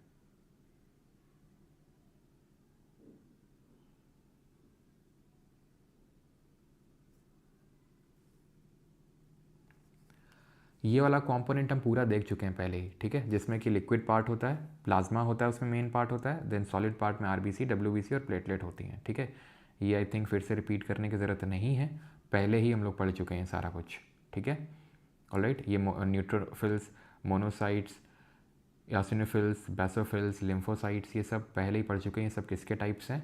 WBCs के हैं, जिनमें इनका फंक्शन है, मेन फंक्शन लिम्फोसाइट का होता है एंटीबॉडीज़ को प्रोड्यूस करने का। न्यूट्रोफिल्स बैक्टीरिया फंगस को किल करती हैं, मोनोसिस्ट आपकी क्लीन करती हैं डैमेज सेल्स को, यासिनोफिल्स पैरासाइट्स को किल करती हैं, और जो बेसोफिल्स होती हैं they are involve in allergic response. Plasma के बारे में पहले पढ़ चुके हैं, लगभग 92% वाटर है और 6 to 8% प्रोटीन है। ब्लड ग्रुप की अब बात करते हैं, है ना, कि जो रक्त समूह है उसको कैसे पता लगाया जाता है और क्यों किसी दूसरे का ब्लड जो है ग्रुप किसी और के ब्लड में नहीं चढ़ाया जा सकता है, डोनेट किया जा सकता है। ठीक है, तो पहली बात तो ये है कि ब्लड ग्रुप्स की जो डिस्कवरी करने का काम किया था वो कार्ल लैंडस्टीनर के द्वारा किया गया था सन 1900 में, जिन्होंने आइडेंटिफाई किया था ब्लड ग्रुप्स को O, A and B blood group types में, which led to the understanding of the ABO blood group system. तो एबीओ ब्लड ग्रुप सिस्टम यहीं से निकल के आया था, जो कार्ल लैंडस्टीनर ने दिया था 1900 में। ठीक है, तो ये चीज़ समझ में आई। ये एक एक्सेप्शनल बॉम्बे ब्लड ग्रुप है, अभी देखेंगे इसके बारे में। वाई.एम. भेंडे करके थे, 1952 में इन्होंने एक पेशेंट में इन्होंने क्या किया था, उसको डिस्कवर किया था, वो बॉम्बे में मिला था। ठीक है, तो बॉम्बे में पहली बार इसकी डिस्कवरी हुई थी, तो इसका इसीलिए नाम बॉम्बे ब्लड ग्रुप हो गया, जो कि एक बहुत ही रेयर ब्लड ग्रुप होता है, उसके बारे में भी देखेंगे। लेकिन पहले देखते हैं ब्लड ग्रुप मेनली दो टाइप्स का है, एक एबीओ होता है उसमें, यानी एबीओ का मतलब है या तो ए ब्लड ग्रुप होगा या बी ब्लड ग्रुप होगा या ए बी होगा या ओ होगा, या तो ए या तो बी, ए बी या तो ओ। ठीक, ये एबीओ ब्लड ग्रुप सिस्टम होता है। एंड दूसरा होता है आरएच। ठीक है, अभी ए बी पहले हम समझ लेते हैं, उसके बाद आरएच पे आते हैं। तो एक्चुअल में होता क्या, जो हमारी आरबीसीज होती हैं, रेड ब्लड सेल्स होती हैं, इनकी सरफेस पे एंटीजन पाए जाते हैं। ये जो एंटीजन होते हैं, ग्रुप ए में ए टाइप का एंटीजन होगा, ग्रुप बी में बी टाइप का एंटीजन होगा, ग्रुप ए बी में दोनों तरीके के एंटीजन होंगे, और ग्रुप ओ में कोई एंटीजन नहीं होगा, सब कुछ खाली पड़ा होगा। प्लाज्मा में आरबीसी के सरफेस में एंटीजन है, इसी तरीके से प्लाज्मा क्या करे, प्लाज्मा के पास इनकी एंटीबॉडीज़ होती हैं। प्लाज्मा में एंटीबॉडीज़ होती हैं, जैसे कि ब्लड ग्रुप ए में एंटी बी एंटीबॉडीज़ होंगी, ग्रुप बी वाले में एंटी ए होंगी, ग्रुप ए बी में कुछ नहीं होगा, कुछ भी नहीं होगा, और ग्रुप ओ में दोनों होगा, एंटी ए भी होगा एंटी बी भी होगा। ठीक, क्लियर है। तो यहाँ पे एंटीजन आरबीसी में ए एंटीजन है, ए वाले में बी एंटीजन है, ए बी वाले में ए और बी दोनों है, और ओ में कोई नहीं है। अब होता क्या है कि ए वाले को अगर मान लो हम बी ब्लड ग्रुप चढ़ा दें तो क्या होगा उससे। तो बी जब ब्लड ग्रुप चढ़ाएंगे तो इसमें किसके एंटीजन है, बी के एंटीजन है।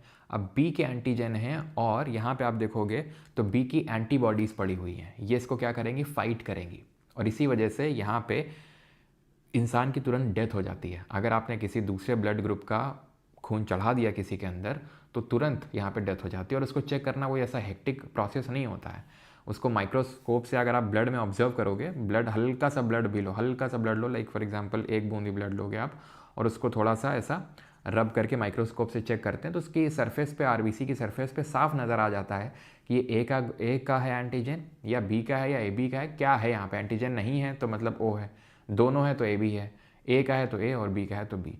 तो यहाँ पे अगर आप बी का चढ़ा दोगे तो यहाँ पर एंटीजन लगे हुए हैं बी के, और एंटीबॉडीज़ यहाँ पर पड़े हुए हैं इसके वाले में बी के, तो वो क्या करेंगे, दूसरे को फाइट करेंगे इसी तरीके से। ठीक है, तो आप उसको नहीं दे सकते हैं। तो ए वाला ए से ले सकता है, बी वाला बी से। इसी तरीके से ए बी की अगर बात करेंगे तो ए बी के साथ क्या है ना, ए बी के पास कोई एंटीबॉडीज़ है ही नहीं, तो कोई फाइट करने वाला है ही नहीं, तो किसी का भी ब्लड इसको दिया जा सकता है, किसी का भी ब्लड दिया जा सकता है इसको। ओ के साथ उल्टा है। ठीक है, ओ के साथ उल्टा है, ओ के पास दोनों की पड़ी हुई हैं, क्योंकि दोनों की पड़ी हुई हैं तो ओ वाले का ही दिया जा सकता है, क्योंकि दोनों ए वाली भी फाइट करने लगेंगी, बी वाली भी फाइट करने लगेंगी, तो ओ वाले का ही देना है यहाँ पे। ए बी वाले किसी को भी दिया जा सकता है, क्योंकि एंटीबॉडीज़ हैं ही नहीं जो फाइट करेंगी। लेकिन ओ वाला क्या है कि किसी को भी दे सकता है, ओ वाला किसी को भी दे सकता है। क्यों दे सकता है किसी को भी, क्योंकि इसकी सरफेस पे कोई एंटीजन नहीं है, देयर इज़ नो एंटीजन।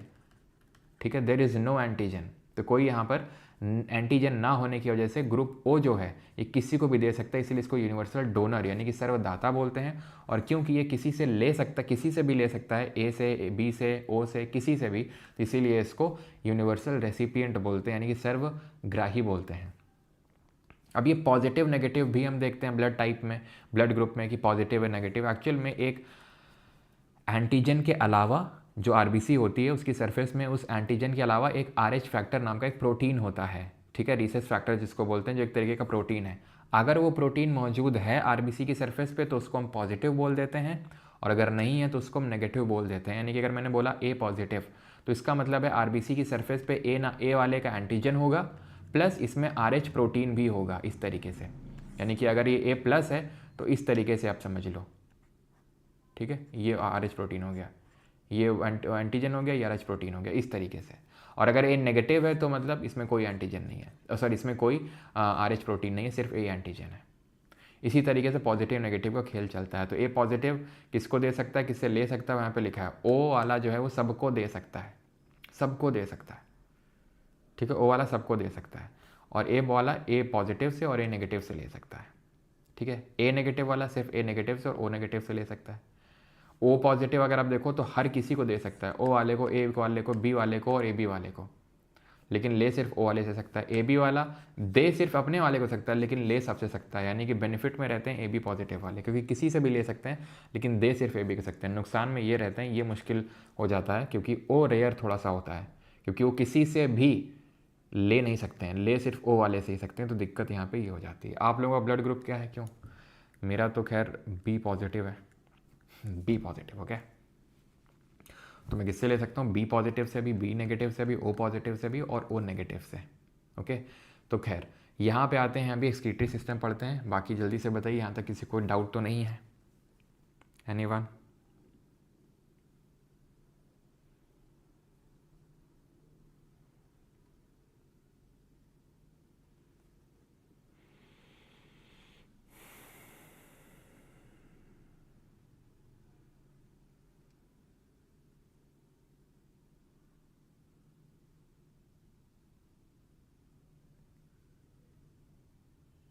ठीक है, ओ पॉजिटिव है, अच्छा चलो। अब आते हैं उत्सर्जन तंत्र पे, यानी कि एक्सक्रीटरी सिस्टम। किस तरीके से जो ब्लड है हमारा वो अपने वेस्ट को हटाता है। देखिए लंग्स जो क्या कर रहे थे, वो CO2 को हटा रहे थे, लेकिन हमारे ब्लड में काफ़ी जो सॉलिड वेस्ट है उसको भी हटाने का काम करना होता है, और वो करने का काम मेनली कौन करती हैं? किडनी करती हैं। जो हमारे गुर्दे हैं वो करते हैं मेन जो सॉलिड वेस्ट हटाने का काम। किस तरीके से करते हैं वो समझते हैं, ठीक है। तो excretory system is responsible for removing waste product from the body to maintain internal chemical balance, जिसको होम्योस्टेसिस बोलते हैं। होम्योस्टेसिस जहाँ पे बॉडी अपना इनर जो बॉडी टेम्परेचर है या फिर जो एक्चुअल जो ओरिजिनल कंडीशंस हैं, ठीक है, उनको मेंटेन करके रखती है। जैसे मैंने आपको बताया था होम्योस्टेसिस के बारे में जब पढ़ाया था कि किस तरीके से अगर बहुत ज़्यादा सर्दी है तो हमारी बॉडी हीटेड रहती है, गर्म रहती है। अगर गर्मी है तो वो स्वेट रिलीज़ करके ठंडक मेंटेन करती है। तो एक्चुअल में जो हमारे स्वेट रिलीज़ होता है हमारे गर्मियों के टाइम पे, फिर कभी भी हमारी स्किन से, तो वो भी एक एक्सक्रीटरी सिस्टम का ही पार्ट है, क्योंकि एक्सक्रीशन ही तो हो रहा है, उत्सर्जन ही तो हो रहा है। लेकिन जो मेन एक्सक्रीशन होता है वो किडनी के द्वारा होता है। तो मेन एक्सक्रीटरी ऑर्गन कौन होगा? किडनी होगा। मेन वेस्ट प्रोडक्ट क्या होगा? यूरिया होगा, along with excess water and salts. The main organs of human excretory system are kidneys, ureters and urinary bladder and urethra. अभी देखेंगे कहाँ पे, ये देख सकते हैं आप। ये तो होता क्या है हमें पता है, ब्लड जो है, ब्लड वो किडनी में कौन लेके आएगा? आप मुझे बताओ, कौन लेके आएगा भाई? कौन लेके आएगा? आर्टरी लेके आएगी। हार्ट से डिफरेंट बॉडी पार्ट तक ब्लड को ले जाने का काम आर्टरी ही तो करती है, ठीक। तो ये एक आर्टरी है जो किडनी तक ब्लड लेके आएगी, जिसको बोलते हैं रीनल आर्टरी। क्या बोलते हैं? रीनल। जैसे पल्मोनरी आगे शब्द अगर लग गया तो वो लंग्स से एसोसिएटेड है, वो फिर लंग्स से। और लंग्स के बारे में हमने देखा था कि वहाँ पर एक्सेप्शन है, वहाँ पे आर्टरी O2 वाला ब्लड नहीं, CO2 वाला ब्लड लेके जाती है, और कहीं एक्सेप्शन नहीं है। तो रीनल आर्टरी का मतलब ये है वो आर्टरी जो किडनी तक ब्लड को लेके जा रही है। और कैसा ब्लड है? O2 वाला ब्लड है। O2 वाला ब्लड तो है, लेकिन इसमें वेस्ट होगा, और जो वेस्ट है वो कौन फिल्टर करेगा? किडनी फिल्टर करेगी। ये भी करेगी और ये भी करेगी, ये वाली किडनी भी करेगी, दोनों करेंगे। और दोनों में से अगर एक नहीं होगी तो एक पे फिर लोड बढ़ता है। ऐसा नहीं है कि हम 2 किडनी के बिना सरवाइव नहीं कर सकते हैं, ठीक है। दोनों किडनी के मतलब एक किडनी तो एटलीस्ट होनी ही चाहिए, लेकिन एक पे काम चल जाता है। राइट वाली थोड़ी सी नीचे होती है, ध्यान रखना।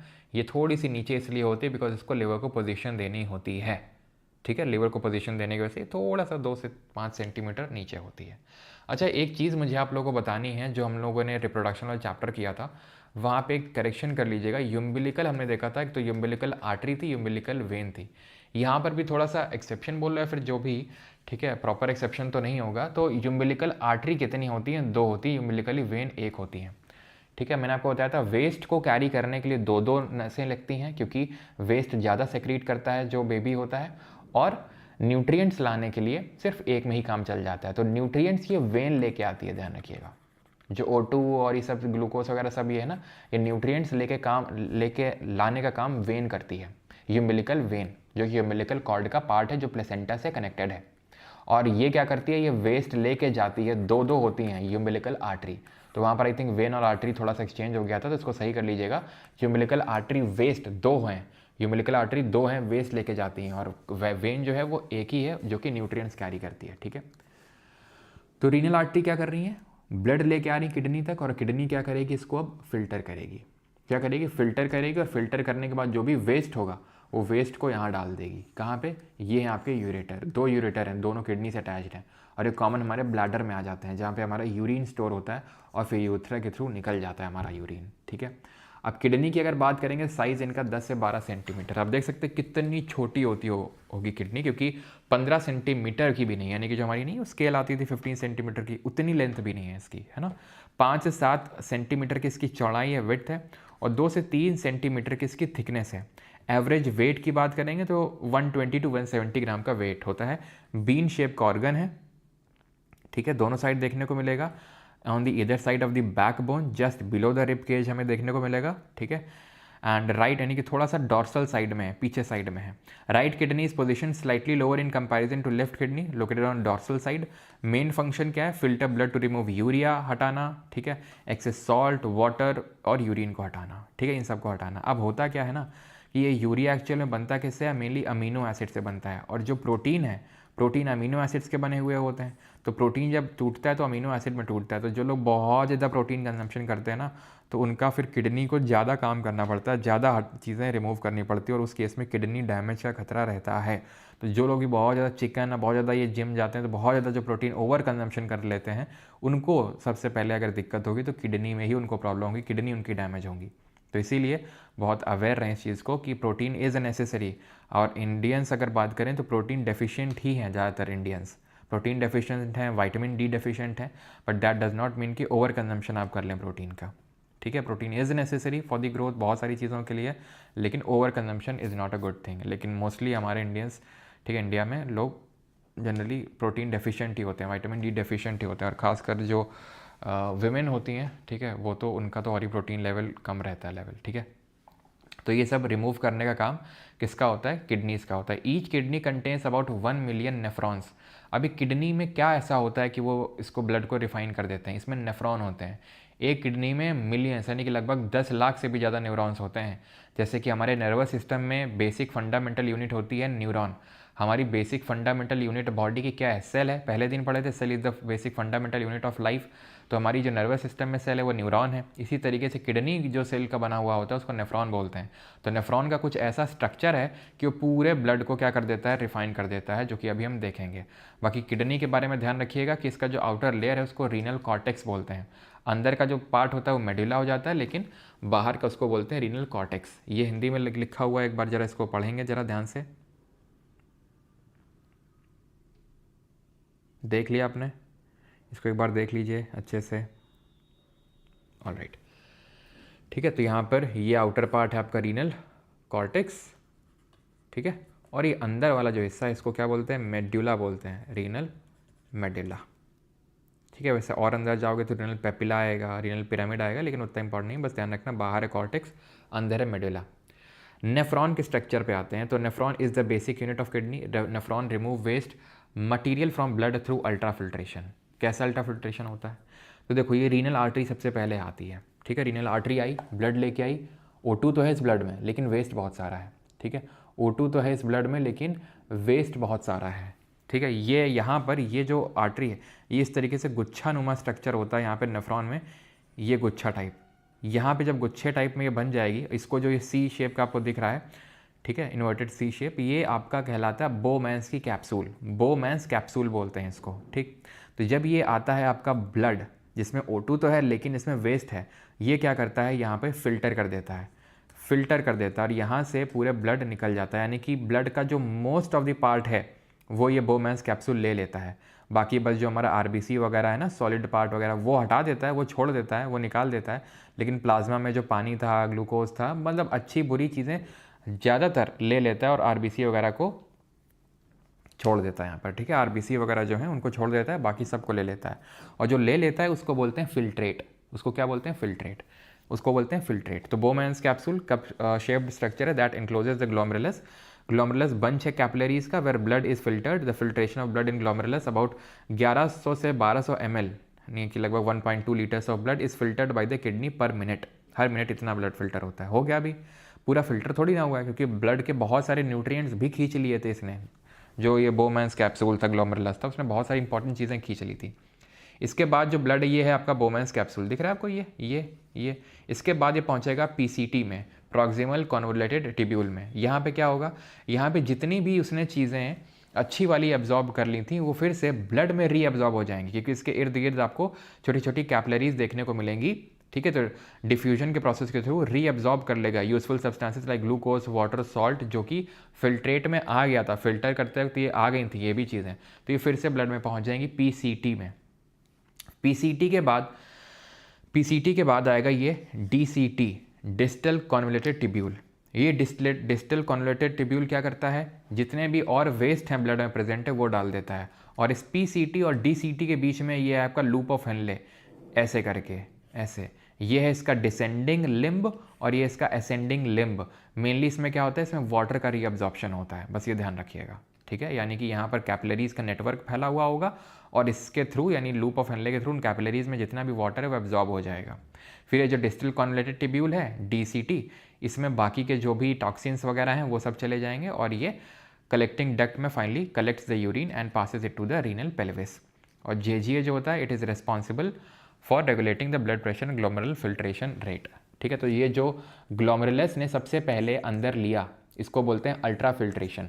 Blood pressure forces the water and salutes into the Bowman's capsule. तो जो बोमैन्स कैप्सूल में चला गया, ये आप देख सकते हैं कैपिलरी नेटवर्क है जिसको कि ग्लोमेरुलस बोल रहे हैं, गुच्छा है ये ग्लोमेरुलस, इससे इसमें पूरा बोमैन्स कैप्सूल में चला गया। इसमें अच्छी चीज़ें भी चली गई, वाटर एंड सल्यूट्स चले गए इसमें। जब आगे चले गए तो पीसीटी में क्या होगा, रीअब्जॉर्प्शन हो जाएगा। फिर से जो अच्छी चीज़ें चली गई हैं, बुरी भी हैं लेकिन अच्छी भी हैं, तो अच्छी क्या हो जाएंगी, रीअब्जॉर्ब हो जाएंगी, उनका पुनर्अवशोषण हो जाएगा। Useful substances like glucose and some water are reabsorbed in the tubule. फिर उसके बाद ये आपका लूप ऑफ हेनले है जिसका ये डिसेंडिंग लिम्ब है या असेंडिंग लिम्ब है, इसमें भी वाटर का एब्जॉर्प्शन हो जाता है।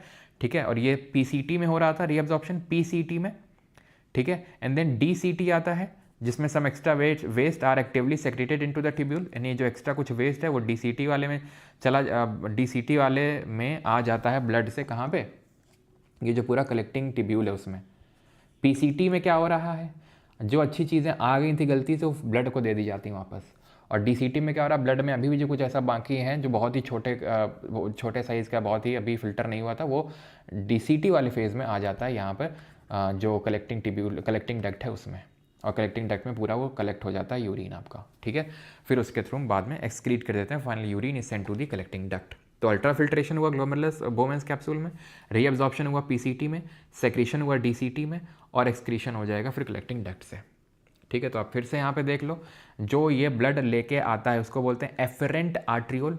जो ब्लड आता है जिसमें वेस्ट अभी पड़ा हुआ है एफरेंट आर्ट्रियोल, जो इसमें फिल्टर होने के बाद जो बचता है इफरेंट आर्ट्रियोल, इसको बोलते हैं इफरेंट आर्ट्रियोल। ये इफरेंट आर्ट्रियोल है।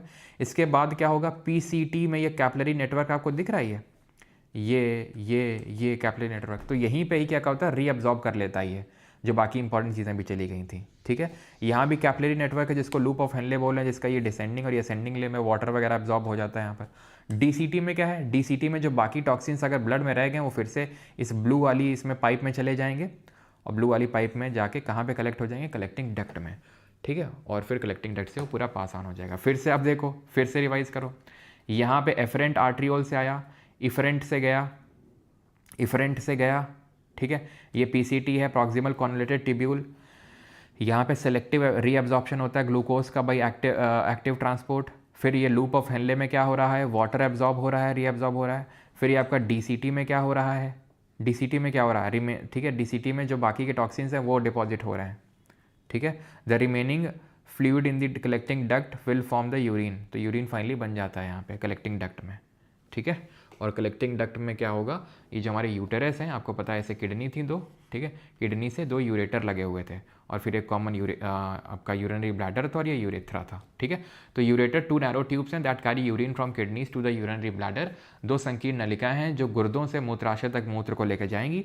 यूरिनरी जो ब्लैडर है मूत्राशय उसमें स्टोर हो जाएगा, मस्कुलर सैक है जहाँ पे स्मूथ मसल्स होंगे क्योंकि हमारे कंट्रोल में तो है नहीं, है ना। तो यूरिन को स्टोर करेंगे, फिर हमारे ब्रेन को सिग्नल पहुँचेगा कि भाई खाली करो यार इसको, खाली करो, बहुत जोर की लगी है, ठीक है। तो एक पॉइंट ऑफ टाइम तक आप इसको स्टोर कर सकते हैं, खुद को एक्सपैंड कर सकता है, लेकिन फिर आप एक्सपैंड नहीं कर सकते हैं, फिर जो है आप एक्सपैंड नहीं कर सकते हैं, ठीक है, ये ध्यान में रखना है, फिर तो आपको जाना ही पड़ेगा, ठीक है। चलो, यूरेथ्रा वो मार्ग है जहाँ से यूरिन निकलती है। यूरिन में क्या क्या होता है, तो यूरिन में 95% वाटर होता है। अच्छा, आप ब्लड बताओ, ब्लड के बारे में, ब्लड का पीएच वैल्यू कितना होता है? यूरिन का लगभग 4.5 से 5.5 होता है, यानी कि थोड़ा एसिडिक साइड में है। बाकी ब्लड की अगर बात करेंगे तो ब्लड स्लाइटली एल्कलाइन होता है। जो ब्लड का वैसे जब पीएच वैल्यू पढ़ाऊंगा तो वहाँ बताऊंगा, लेकिन ब्लड का लगभग 7.4 होता है। वेस्ट प्रोडक्ट में अमोनिया होता है। Kidney converts ammonia into urea, ammonia को यूरिया में कन्वर्ट करती है, ठीक है। The colour of urine is yellow, तो जो यूरिन का कलर पीला होता है वो क्यों होता है? यूरोक्रोम या फिर यूरोबिलिन नाम का एक पिगमेंट होता है उसकी वजह से, ठीक है, जो कि हीमोग्लोबिन के ब्रेकडाउन से बनता है, आपका हीमोग्लोबिन के ब्रेकडाउन से बनता है, ठीक है। क्लियर है? Okay, done. इसी तरीके से आप ध्यान रखना, जो बिलिरुबिन होता है, बिलिरुबिन ये क्या होता है? जो हमारा फीसेस होता है, जो हमारा स्टूल पास होता है, जो सॉलिड वेस्ट होता है, उसका जो येलो कलर देने का काम होता है वो बिलिरुबिन का होता है। ये कहाँ कैसे बनता है? तो जो हमारी आरबीसी होती हैं, आपको पता है 120 डेज़ का लाइफ साइकिल होता है। ख़त्म कहाँ पे होती हैं? ग्रेवयार्ड कौन सा है? स्प्लीन है। लिवर में भी आपकी ख़त्म होती हैं जाके, आरबीसीज मरती हैं, और स्प्लीन में भी। तो ये जो आरबीसीज ख़त्म होती हैं, डेड होती हैं, इनका ब्रेकडाउन होता है, इनको ब्रेक करता है लिवर। जब ब्रेक करता है तो ये जो बनता है वो बिलिरुबिन बनता है, जो कि एक येलो कलर का प्रोडक्ट है, ठीक है।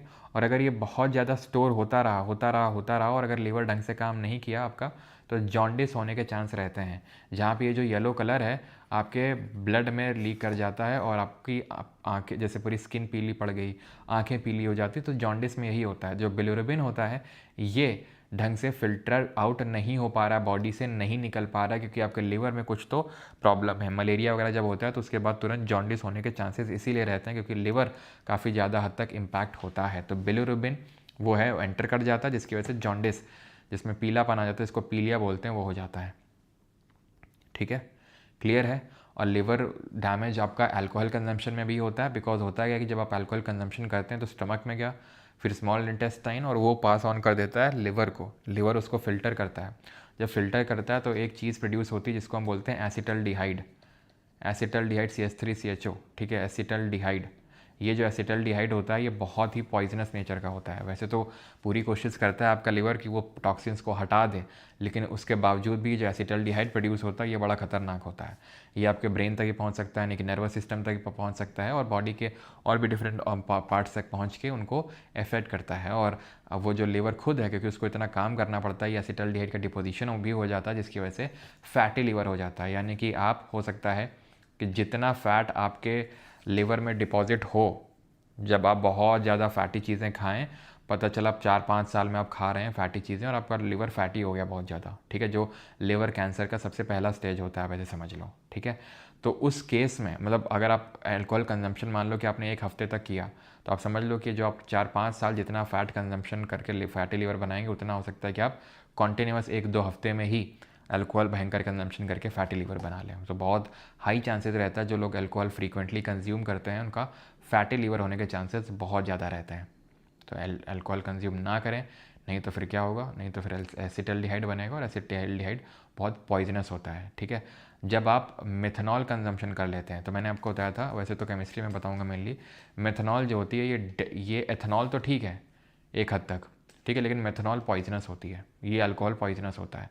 ये एसिटल्डिहाइड ना बना के, ठीक है, आपका लगभग अब ये मान लो कि फॉर्मल्डिहाइड बना देता है, HCHO बना देता है। और वो जो फॉर्मल्डिहाइड है ना, HCHO, वो आपके साइटोप्लाज्म को कोगुलेट कर देता है। जो आपकी हर एक सेल का साइटोप्लाज्म है उसको कोगुलेट कर देगा, थक्का सा जमा देगा, और आपकी सेल तुरंत वहीं पे काम करना बंद कर देंगे। माइटोकॉन्ड्रिया बंद हुए, गए काम से आप, तुरंत गए काम से आप, ठीक है। मेथेनल में अगर आप कंजम्पशन किया तुरंत डेथ होती है, इसमें बहुत भयंकर होता है, क्योंकि इसमें एसिटल्डिहाइड जो कि पॉइजनस है वो ना बन के मेथेनल बनता है, जो कि हाईली टॉक्सिक है, हाईली पॉइजनस होता है। वो आपके साइटोप्लाज्म को कोगुलेट कर देता है, ये चीज़ आप ध्यान रखिएगा, ठीक है। तो यूरिन में क्या क्या होता है, येलो कलर क्यों होता है?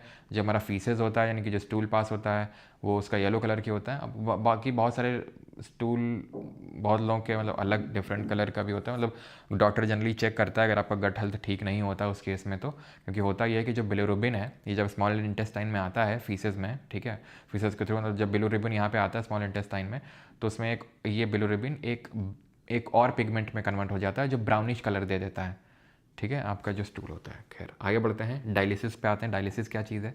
जिन लोगों की किडनी काम नहीं करती है, ब्लड उनका फिल्टर नहीं हो पा रहा है, तो फिर उनको डायलिसिस करवानी पड़ती है जब तक कि उनकी एक नई किडनी ना लग जाए, ठीक। यानी दोनों अगर किडनी ख़राब हो गई तो फिर आपको डायलिसिस पे तो जाना ही पड़ेगा, अगर आपकी नई किडनी नहीं लग रही है तब तक। वो किया क्या जाता है, डायलिसिस भी अलग अलग तरीके की होती है, लेकिन जो एकदम सिंपल तरीके की होती है उसमें ये होता है कि उसमें आपके ब्लड को लिया जाता है एक मशीन में, और उस मशीन में फ़िल्टर किया जाता है, और फ़िल्टर करने के बाद फिर से आपके शरीर में डाल दिया जाता है। ये पूरा होता है, यानी कि जो काम आपकी किडनी नहीं कर पा रही है। क्यों नहीं कर पा रही है? क्योंकि किडनी फेल हो गई है। क्यों फेल हो गई है? बहुत कारण होते हैं। या तो आप प्री डायबिटिक है, बहुत ज़्यादा डायबिटीज़ है आपको, यानी शुगर लेवल बहुत ज़्यादा है, उस केस में किडनी फेल होती है। या फिर आपने बहुत ज़्यादा ये सब जो होते हैं ना, एंड जो एंटीबायोटिक्स है ना, बहुत ज़्यादा ड्रग्स, यानी कि बहुत ज़्यादा आप अगर मेडिसिन कंज्यूम कर रहे हैं उस केस में भी होता है। बहुत ज़्यादा अल्कोहल कंज्यूम कर रहे हैं उस केस में होता है। या फिर आप बहुत ही ज़्यादा प्रोटीन, जो मैंने आपको बताया, जिसमें कि यूरिक एसिड का भी जमाव होने लगता है, ठीक है, अगर आपका ढंग से फ़िल्टर ना हो पाया जो आपका ब्लड है, तो यूरिक एसिड जो है आपकी बोन्स में डिपॉजिट होने लगता है, और इसी वजह से जिन लोगों की फिर ठीक है किडनी ढंग से काम नहीं करती, उनके बोन्स में काफ़ी प्रॉब्लम हो जाती है, बोन के जॉइंट्स में, क्योंकि वहाँ पे यूरिक एसिड डिपोजिशन होने लगता है, और यूरिक एसिड डिपोजिशन होने की वजह से चट पट ये सब आवाज़ें आती हैं, ठीक है। तो ये आपको थोड़ा सा ध्यान में रखना है। जैसे हमारे जो बाबा हैं उनको थोड़ा किडनी का हल्का सा प्रॉब्लम, ऐसा नहीं कि एकदम डायलिसिस होती है, लेकिन थोड़ा सा हल्का सा उनको, क्योंकि उन्होंने प्रोटीन कंजम्पशन, क्योंकि मीट बहुत ज़्यादा उन्होंने कंज्यूम करते थे एक टाइम तक, तो उसकी वजह से उनकी किडनी में बहुत ज़्यादा लोड आया, और इसी वजह से क्रेटिनिन जो होता है, क्रेटिनिन वो काफ़ी बढ़ जाता है। अगर ये बढ़ जाता है क्रेटिनिन, तो उस केस में जो है किडनी फेलियर का चांसेस रहता है, अगर उसको सही टाइम पे कंट्रोल ना किया गया तो, ठीक है। तो डायलिसिस ध्यान रखना है, जिसको अपोहन बोलते हैं। इसमें क्या होता है, इसमें ब्लड को रिमूव किया जाता है, एक मशीन में लाया जाता है, और उस मशीन के थ्रू क्या किया जाता है, मशीन के थ्रू उसको फिल्टर करके फिर से बॉडी में डाला जाता है, ठीक है। क्रेटिनिन क्या होता है? क्रेटिनिन एक्चुअल में जो अमीनो एसिड्स होते हैं ना, अमीनो एसिड क्या होते हैं, जिनका प्रोटीन बना हुआ होता है, प्रोटीन अमीनो एसिड का बना हुआ होता है, तो जो अमीनो एसिड होते हैं उन्हीं से ही बनता है क्रेटिनिन, ठीक है। ये हमारी बॉडी की मसल्स में पाया जाता है क्रेटिनिन, ठीक है, और अगर बहुत ज़्यादा मात्रा में बढ़ गया, ठीक है, जो कि जनरली रेड मीट में आपको देखने को मिलता है क्रेटिनिन, तो उससे क्या होता है कि दिक्कत हो जाती है आपकी किडनीज़ को, ओके। क्रेटिनिन मोनोहाइड्रेट भी सप्लीमेंट भी काफ़ी लोग क्रेटिनिन के लेते हैं।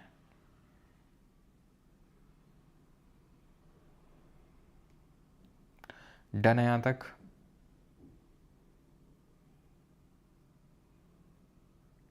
ठीक है, तो किडनी स्टोन अब समझ लेते हैं। काफ़ी लोगों को ये भी प्रॉब्लम हो जाती है कि उनकी पथरी हो जाती है किडनी में। वैसे स्टोन गॉल ब्लैडर में भी हो सकता है, जो हमने कल देखा था, गॉल ब्लैडर में भी स्टोन हो सकता है, और किडनी में भी, ठीक है, ओके, ऑलराइट।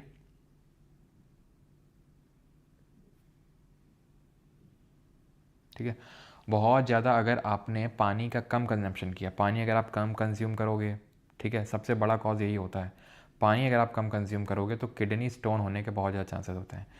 ओबेसिटी भी होता है चांस, ओबेसिटी हो गया, या फिर डायबिटीज़ हो गया, ठीक है, ये भी चांसेस होते हैं। लेकिन सबसे जो प्राइमरी कॉज होता है किडनी स्टोन होने का, जो कि कैल्शियम ऑक्जेलेट के छोटे छोटे ऐसे होते हैं, छोटे छोटे ऐसे, तो उसका जो सबसे प्राइमरी कॉज होता है कि कम पानी का पीना, drinking less than 2 litre of water, obesity, eating food with too much salt and sugar, ठीक है। तो इससे क्या होगा, किडनी में स्टोन बन जाएगा, धीरे धीरे बड़ा होता जाएगा, आपको पता भी नहीं चलेगा, और पता आपको तब चलेगा जब बहुत जोर का दर्द होगा, आपको दर्द उठेगा आपकी किडनी में। या तो आप पहले से अल्ट्रासाउंड करा लें, किडनी टेस्ट करा लें। किडनी टेस्ट से होता है क्या कि आपको पहले से पता चल जाता है कि आपकी किडनी है, और इसीलिए कहा जाता है, बहुत इंपॉर्टेंट है कि बॉडी चेकअप करवाते रहें टाइम में, साल में एक बार फुल बॉडी चेकअप, जिसमें कि आपका खासकर जो एक तो ये ब्लड टेस्ट हो गया पूरा, ठीक है, ब्लड का हेल्थ कैसा है, किडनी का हेल्थ कैसा है, हार्ट का हेल्थ कैसा है, ये बहुत इंपॉर्टेंट होते हैं। ये चेकअप कराने से क्या है कि अगर कोई डिज़ास्टर आने वाला है तो उसके बारे में आपको पहले ही पता चल जाएगा। लेकिन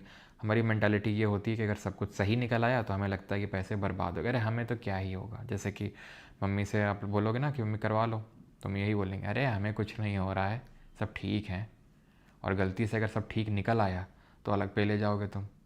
बोला तो तुमसे सब ठीक निकलेगा, 2-3 हज़ार रुपये फालतू में उड़ा वो करवा दिए। ठीक है, आपको यही सुनने को मिलेगा। लेकिन बहुत इंपॉर्टेंट है कि आप करवा लें।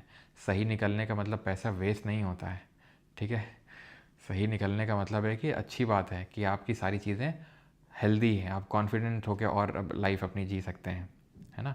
और अगर कुछ बेकार होगा तो आपको पहले से पता चल जाएगा, है ना। तो बिलिरुबिन, ये मैं आपको पहले ही बता चुका हूँ कि बिलिरुबिन क्या करता है, जो फीसेज होता है सॉलिड वेस्ट उसको येलो कलर देता है। हमारे जो अदर ऑर्गेनिज्म है जो एक्सक्रीशन में इन्वॉल्व होते हैं वो आप देख सकते हैं, जैसे कि लंग्स ये CO2 हटाते हैं, ठीक है, ये पता होना चाहिए। Liver it secretes bile pigments, bile pigments को सेक्रेट करता है like bilirubin and biliverdin which are by products of the breakdown of haemoglobin. तो ये जो बाइल वगैरह बनता है ये हीमोग्लोबिन के ब्रेकडाउन से बनता है। These substances along with cholesterol, certain drugs and degraded steroids hormones are eliminated from the blood via bile. तो जितनी भी सारी चीज़ें ये हीमोग्लोबिन को तोड़ के बनाता है लिवर, इसको हम बोलते हैं बाइल, ठीक है, जो येलो कलर देने का काम करते हैं। ओके, घर वालों को कौन समझा, बिल्कुल। स्वेट एंड सेबेशियस ग्लैंड, तो मैंने बताया था कि जो हमारी पसीने आते हैं तो पसीने से भी जो ये सॉल्ट वगैरह है इनका रिमूवल होता है। लैक्टिक एसिड हो गया थ्रू स्वेट, ये सब रिमूव होते हैं। The sebaceous gland secrete sebum an oily substance that helps eliminate certain lipid based waste products such as steroids, hydrocarbons and waxes. तो तेल ग्रंथियाँ सीबम का स्राव करती हैं, बस ध्यान रखना है, ठीक है। सीबम सेक्रेट होता है। सलाइवा भी थोड़ा बहुत नाइट्रोजनस वेस्ट सेक्रेट कर देते हैं, but not that much important. ये क्या होते हैं, बस थोड़ा सा है, 2 स्लाइड है बस। Excretion in animals, the animals which excrete ammonia are called as ammonolytic. Excretion of ammonia is known as ammonotelism, ठीक है, इनको बोलते हैं अमोनोटेलिक जानवरों को, और इनके excretion of ammonia is known as ammonotelism. जैसे अमीबा हो गया, साइकन हो गया, हाइड्रा हो गया, लिवर फ्लूक हो गया, टेपवर्म हो गया, लीच, प्रॉन, बोनी फिशेज, ये सब क्या होते हैं, ये सब वो हैं जो अमोनिया सेक्रेट करते हैं। देन यूरियोटेलिज्म की बात करेंगे तो जो यूरिया सेक्रेट करते हैं वो आते हैं यूरोटेलिक जो एनिमल्स होते हैं, जिसमें कि आपके आएंगे मरीन फिशेस हो गए, एम्फीबियंस हो गए जो लैंड वाटर दोनों में रहते हैं ना, मैमल्स हो गए, हम मैमल्स भी यूरिया का सेक्रेट करते हैं कि नहीं, ह्यूमंस भी, ठीक है। और जो स्टिंगरेज हैं, ठीक है, यूरिया का सेक्रेशन करते हैं, और ये सीधा अमोनिया का सेक्रेशन करते हैं। हम यूरिया, जो अमोनिया हो फर्दर यूरिया में कन्वर्ट होकर हम यूरिया को सेक्रेट करते हैं। यूरिकोटेलिक, जो यूरिक एसिड का सेक्रेशन करते हैं उनको यूरोटेलिक बोलते हैं। जैसे ज़्यादातर जो इंसेक्ट होते हैं, स्नेल्स होती हैं, लिजर्ड्स होती हैं, छिपकलियाँ, ये सब जो होती हैं ये यूरिक एसिड, तो यूरिक एसिड वाले यूरिकोटेलिक हैं, यूरिया वाले यूरियोटेलिक हैं, और अमोनिया वाले अमोनोटेलिक हैं, ठीक है। And we are done with today's lecture. आप क्वेश्चंस लगाते हैं तो आपको ज़्यादा क्लैरिटी मिलेगी, ठीक है, कि जो आपने पढ़ा है वो अभी आप उसको समझ पाए या नहीं। बाकी जिन लोगों को भी रिकॉर्डेड लेक्चर चाहिए इस क्लास के, या फिर जितने भी हम लोगों ने पूरा हिस्ट्री, ज्योग्राफी, पॉलिटी, इकोनॉमिक्स जो हमारा खत्म हो चुका है, और हाँ, इसके बाद will start the static GK वाला पोर्शन, बिकॉज काफ़ी लोगों का रेलवे का एग्ज़ाम है। तो मैं सोच रहा हूँ कि रेलवे के एग्ज़ाम से पहले मैं स्टैटिक के खासकर जो फेस्टिवल हो गए, डांसेस हो गए, ये बहुत इंपॉर्टेंट है, तो ये मैं ख़त्म कर दूंगा, सो दैट कि जिन लोगों का रेलवे का एग्ज़ाम है उनको भी हेल्प मिल जाए। तो बायो के बाद हम स्टैटिक जीके को कर रहे होंगे, और उसके बाद केमिस्ट्री और फिजिक्स को, ठीक है, डन। तो जिनको भी बैच में एनरोल करना है, सारी रिकॉर्डेड जितना भी हमारा बैच हो चुका है। काफ़ी लोग पूछते रहते हैं कि सर क्या इस बैच में स्टैटिक नहीं होगा, सब कुछ होगा, मतलब सब कुछ होगा, ठीक है। हिस्ट्री, ज्योग्राफी, पॉलिटी, इकोनॉमिक्स हो चुका है, बायोलॉजी ऑलमोस्ट ख़त्म होने वाला है। देन इसके बाद हम करेंगे स्टैटिक जीके, इसके बाद फिजिक्स, केमिस्ट्री, यानी सब कुछ होगा, ठीक है, एनवायरनमेंट, सब कुछ, ओके। तो ये इंग्लिश है और आपका ये कॉम्बो बैच है, ऑलराइट। तो अभी आते हैं यहाँ पे हम आज का जो क्वेश्चन वाला पार्ट है उसको देखते हैं, ठीक है। ऐसे तो नहीं दिखेगा, एक सेकेंड, चलिए। तो अभी पहला क्वेश्चन लगाइए यहाँ पर, which part of the circulatory system is affected in coronary artery disease. तो जब कोरोनरी आर्टरी डिजीज़ होती है, CAD जिसको बोलते हैं, तो कौन सा पार्ट ऑफ द बॉडी हमारा अफेक्ट होता है, बताइए। तो artery supplying blood to lungs, arteries देखो, पॉजिटिव वाला तो ले सकता है नेगेटिव वाले से, बट नेगेटिव वाला नहीं ले सकता है, ठीक है। तो arteries supplying blood to lungs, artery supplying blood to kidneys, artery supplying blood to heart muscles, artery supplying blood to brain. तो ये हार्ट मसल्स को जो देती हैं उनको हम बोलते हैं कोरोनरी आर्टरी, ठीक है। अगला, देन ये वाला करिए, थोड़ा सा स्टेटमेंट है लेकिन ऐसा कोई बहुत टफ नहीं है, आप कर लेंगे। सर ब्लड देख के चक्कर क्यों आता है, ब्लड देख के चक्कर क्यों आता है सर आपको, नीट, सर आप ना नीट एग्ज़ाम का भी पढ़ाइए, आप बहुत ज़्यादा अच्छी से बायोलॉजी पढ़ी करते हैं। अच्छा अच्छा धीरज, अच्छा ठीक है। अब इसके बाद नीट को ही पढ़ाएंगे, ठीक है। सर ब्लड देखकर चक्कर क्यों आता है? चक्कर शायद इसलिए आता है क्योंकि हम डर जाते हैं खून देख के, है ना, कि उससे हमने फियर को अटैच करके रखा है। उसका साइकोलॉजिकल रीज़न है, ना कि फिजियोलॉजिकल रीज़न, ठीक है। Blood of A group has anti B antibodies in plasma. अब ए में हमने देखा था ए की जो आरबीसीज हैं उसमें ए एंटीजन होगा, ठीक है। पॉजिटिव है तो फिर RH फैक्टर भी मिलेगा, और नहीं है तो फिर नहीं मिलेगा, ठीक है। हैज़ एंटी बी बॉडीज़, तो बिल्कुल प्लाज्मा में एंटी बी बॉडीज़ होंगी, उसके सरफेस में ए एंटीजन और एंटी बी बॉडीज़ होंगी प्लाज्मा में। Blood of A B group has both A and B antigen in RBC, बिल्कुल। Blood of A B group can not be given to a person having A blood group, बिल्कुल, ठीक है। क्यों? क्योंकि उसमें B की antibodies होंगी जो ये अटैक कर देंगी। अभी देखते हैं ब्लड का जो ऑफ ओ ग्रुप है does not possess any antibody in plasma. Plasma में कोई एंटीबॉडी होती ही नहीं है, ये बात गलत है। ओ में कोई एंटीजन नहीं होता है उनकी आरबीसी के सरफेस में, और अगर कोई एंटीजन नहीं है तो दोनों एंटीबॉडीज़ पड़ी होंगी प्लाज्मा में, एंटी ए एंटी बी, ठीक है। तो 1 2 3 option number D. Which of the following arteries supplies blood to the human heart muscles. तो ह्यूमन हार्ट मसल्स यानी निम्नलिखित में से कौन सी धमनी मानव हृदय की मांसपेशियों को रक्त की आपूर्ति करती है? So it is your coronary artery. Hepatic artery नहीं है, हिपैटिक का मतलब होता है लिवर, ठीक है। और ध्यान रखना अगर कभी पूछ ले हिपैटिक पोर्टल वेन कौन सी होती है, तो ये एक्चुअल में हिपैटिक पोर्टल वेन वो वेन होती है जो अल्कोहल को लेकर जो भी हम लिक्विड ड्रिंक करते हैं, जैसे अल्कोहल हमने कंज्यूम किया तो स्मॉल इंटेस्टाइन से लिवर तक जो लेके जाती है ना, वो ये होती है हिपैटिक पोर्टल वेन। हिपैटिक जहाँ लग जाए उसका मतलब लिवर ही होता है, पल्मनरी जहाँ पे लग जाए उसका मतलब लंग ही होता है, रीनल जहाँ लग जाए उसका मतलब किडनी ही होता है, ठीक। विच of the following classes demonstrates double circulation of blood. इनमें से किसमें डबल सर्कुलेशन देखने को मिलता है, बताइए। अब बताइए फिशेज़ में कितने हार्ट का चैम्बर होता है, और ट्रू फिश का नाम बताइए। एम्फीबियंस में कितने हार्ट का चैम्बर होता है, इन रेप्टाइल्स में कितना होता है? तो यहाँ पर आंसर पहली बात तो मैमल्स होगा जिनमें 4 हार्ट का चैम्बर होता है, एम्फीबियंस में 3 होता है, रेप्टाइल्स में 3 होता है एक्सेप्ट क्रोकोडाइल जिसमें 4 होता है, फिशेज़ में 2 होता है, और पक्षियों में कितना होता है? एव्स में जो पक्षी होते हैं उनमें भी 4 चैम्बर का हार्ट होता है, ठीक है। तो डबल सर्कुलेशन आपको मैमल्स में देखने को मिलता है, जहाँ पे आपका पूरा ब्लड हमें पता है पूरा यहाँ पे आएगा, फिर यहाँ आएगा, फिर जाएगा, फिर आएगा, फिर आएगा, तब जाएगा, इस तरीके से ना। कोलेस्ट्रॉल क्या है? एक तरीके का कार्बोहाइड्रेट है, प्रोटीन है, लिपिड है, फिर न्यूक्लिक एसिड है। तो cholesterol we know it is a type of lipid, ये एक तरीके का लिपिड है। Which instrument is use to measure the blood pressure manually. तो रक्तचाप को हस्तचलित रूप से मापने के लिए किसका यूज़ किया जाता है? तो सेंट्रीफ्यूज का इस्तेमाल किया जाता है ब्लड के लिक्विड कंपोनेंट को सॉलिड कंपोनेंट से अलग करने के लिए, जहाँ लिक्विड कंपोनेंट ऊपर आ जाता है प्लाज्मा और सॉलिड कंपोनेंट नीचे चला जाता है, जो कि हमने टिश्यूज़ वाले चैप्टर में डिटेल में समझा था। कोई ये ना सोचे कि सर ने यहाँ पर ब्लड वाला कंपोनेंट तो करवाया ही नहीं, आरबीसी WBC हमने टिश्यूज़ वाले में डिटेल में किया था। तो आंसर यहाँ पे स्फिग्मोमैनोमीटर होगा। The normal systolic pressure in human beings is, systolic का मतलब जब वो मतलब काइंड ऑफ जब वो कॉन्ट्रैक्ट करता है, तो कॉन्ट्रैक्ट करता है तो कितना होता है pressure? 120 mm of Hg। And this is your diastolic pressure, यानी कि ये प्रंकुचन दाब है आपका 120 मिलीमीटर ऑफ Hg, और 80 mm ऑफ Hg आपका डायस्टोल, जहाँ पे वो रिलैक्स होता है। What are the 4 human blood types in ABO blood group typing. ABO रक्त समूह प्रकार में से कौन 4 मानव रक्त प्रकार हैं यहाँ पर? तो A है, B है, AB है और O है। A है, B है, AB है और O है। Clotting of blood involves which of the following proteins. तो क्लॉटिंग क्यों होती है ये भी हम लोग देख चुके हैं, अगर आपको याद हो। क्लॉटिंग फैक्टर को अगर प्लाज्मा से रिमूव कर दिया जाता है तो क्या बन जाता है? सीरम बन जाता है। और क्लॉटिंग फैक्टर जैसे कि फॉर एग्जांपल फाइब्रोनेजन, ठीक है, फाइब्रोनेजन, ये क्लॉटिंग फैक्टर्स होते हैं, अगर इनको प्लाज्मा से हटा देते हैं तो वही सीरम बन जाता है ना। अब ये जरा करिए, इनमें से गलत कौन सा है बताइए, जल्दी से करिए, गलत कौन सा इसमें से? Arteries carry blood away from the heart while veins bring blood towards the heart, बिल्कुल सही है। आर्टरीज ब्लड को लेके जाती हैं from heart to different body parts, oxygenated होता है, वेन्स इसका उल्टा होता है। Pulmonary arteries always carry oxygenated blood, yes, while pulmonary veins always carry deoxygenated blood, wrong. क्यों? पल्मोनरी आर्टरी, पल्मोनरी शब्द लग गया एक्सेप्शन है, आर्टरी ऑक्सीजन लेके जाती हैं, आर्टरीज ऑक्सीजन लेके जाती हैं, लेकिन पल्मोनरी शब्द अगर लग गया आर्टरी के आगे तो एक्सेप्शन हो जाता है, अपवाद हो जाता है।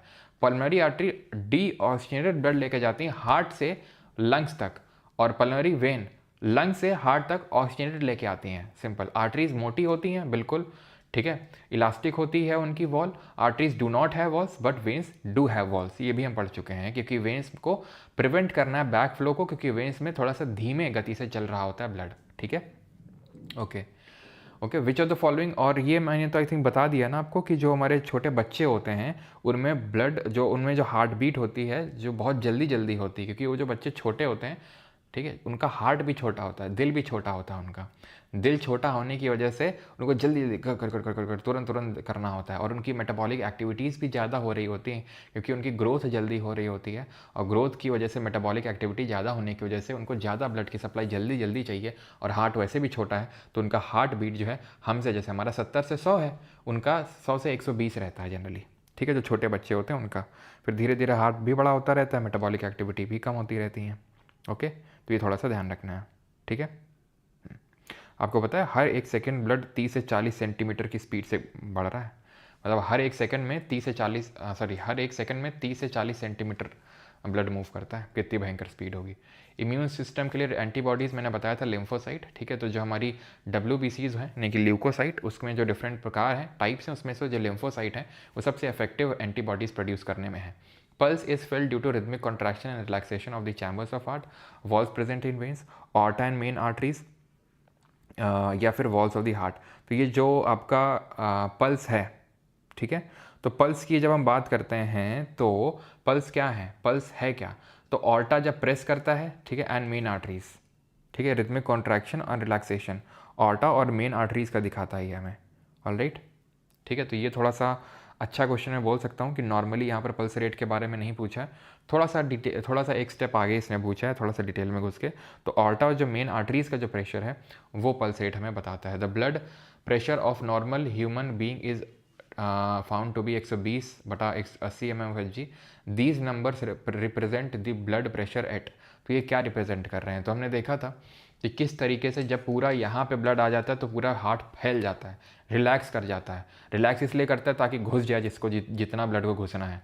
एक बार घुस जाता है तो फिर ये लंग को सप्लाई करता है, लंग तुरंत सेकेंड्स में उसको फिल्टर करके यहाँ देता है, और यहाँ पर एकदम भयंकर जोर का दबता है ये, ताकि ऑर्टा के थ्रू हर जगह ब्लड को पहुँचा सके। तो ये भी वेंट्रिकल है, ये भी वेंट्रिकल है, नीचे वाला जो चैम्बर होता है वो वेंट्रिकल होता है, ऊपर वाला होता है ऑरिकल, ठीक है। तो ventricular contraction and ventricle relaxation होगा यहाँ पे, ठीक है। वेंट्रिकुलर ही होता है, ऑरिकुलर नहीं होता है, वेंट्रिकुलर होता है, ठीक है।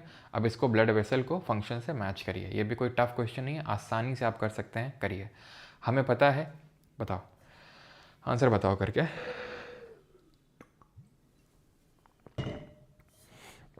देखिए पल्मोनरी आर्टरी सिंपल है, आर्टरी है, ऑक्सीजनेटेड कैरी करती है, लेकिन पल्मोनरी आर्टरी है डीऑक्सीजनेटेड कैरी करेगी। कहाँ से कहाँ, हार्ट से लेके लंग्स तक, हार्ट से लंग्स तक, फ्रॉम हार्ट टू लंग्स, तो 4 हो जाएगा।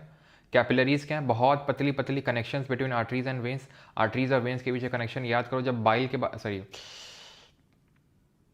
लिम्फ के बारे में पढ़ा रहा था तब बताया था ये वेन है, फिर कैपिलरीज की कनेक्शन है इस तरीके से, याद है आपको, कुछ याद आया, ठीक है।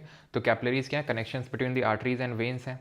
देन कोरोनरी आर्टरी क्या है, blood from lungs to heart नहीं, carries blood to heart muscle and blood, तो ये 1, ठीक है, 4 3 2 1 ऑप्शन नंबर है, ये आप कर लेंगे, ठीक है। ये जो मैं छोड़ा रहा हूँ ये आप कर लेंगे, ठीक है। Which of the following is synthesised in, वही रिपीटेड है इसलिए नहीं करा रहा हूँ। Human body that dilates blood vessel and increase blood flow.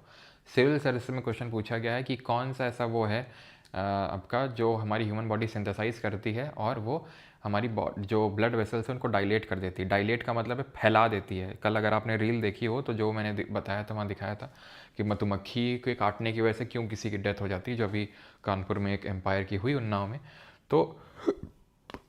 तो उसमें एक डायलेशन भी एक रीज़न होता है, क्योंकि एकदम ही डायलेट हो जाती हैं, एयर पैसेज वे ब्लॉक हो जाते हैं, ठीक है, तो उसमें डेथ होती है। खैर, तो डायलेट का मतलब होता है फैलना, फैलने से क्या फैलती हैं, नाइट्रिक ऑक्साइड की वजह से, ठीक है। ऑप्शन नंबर ए आंसर होगा।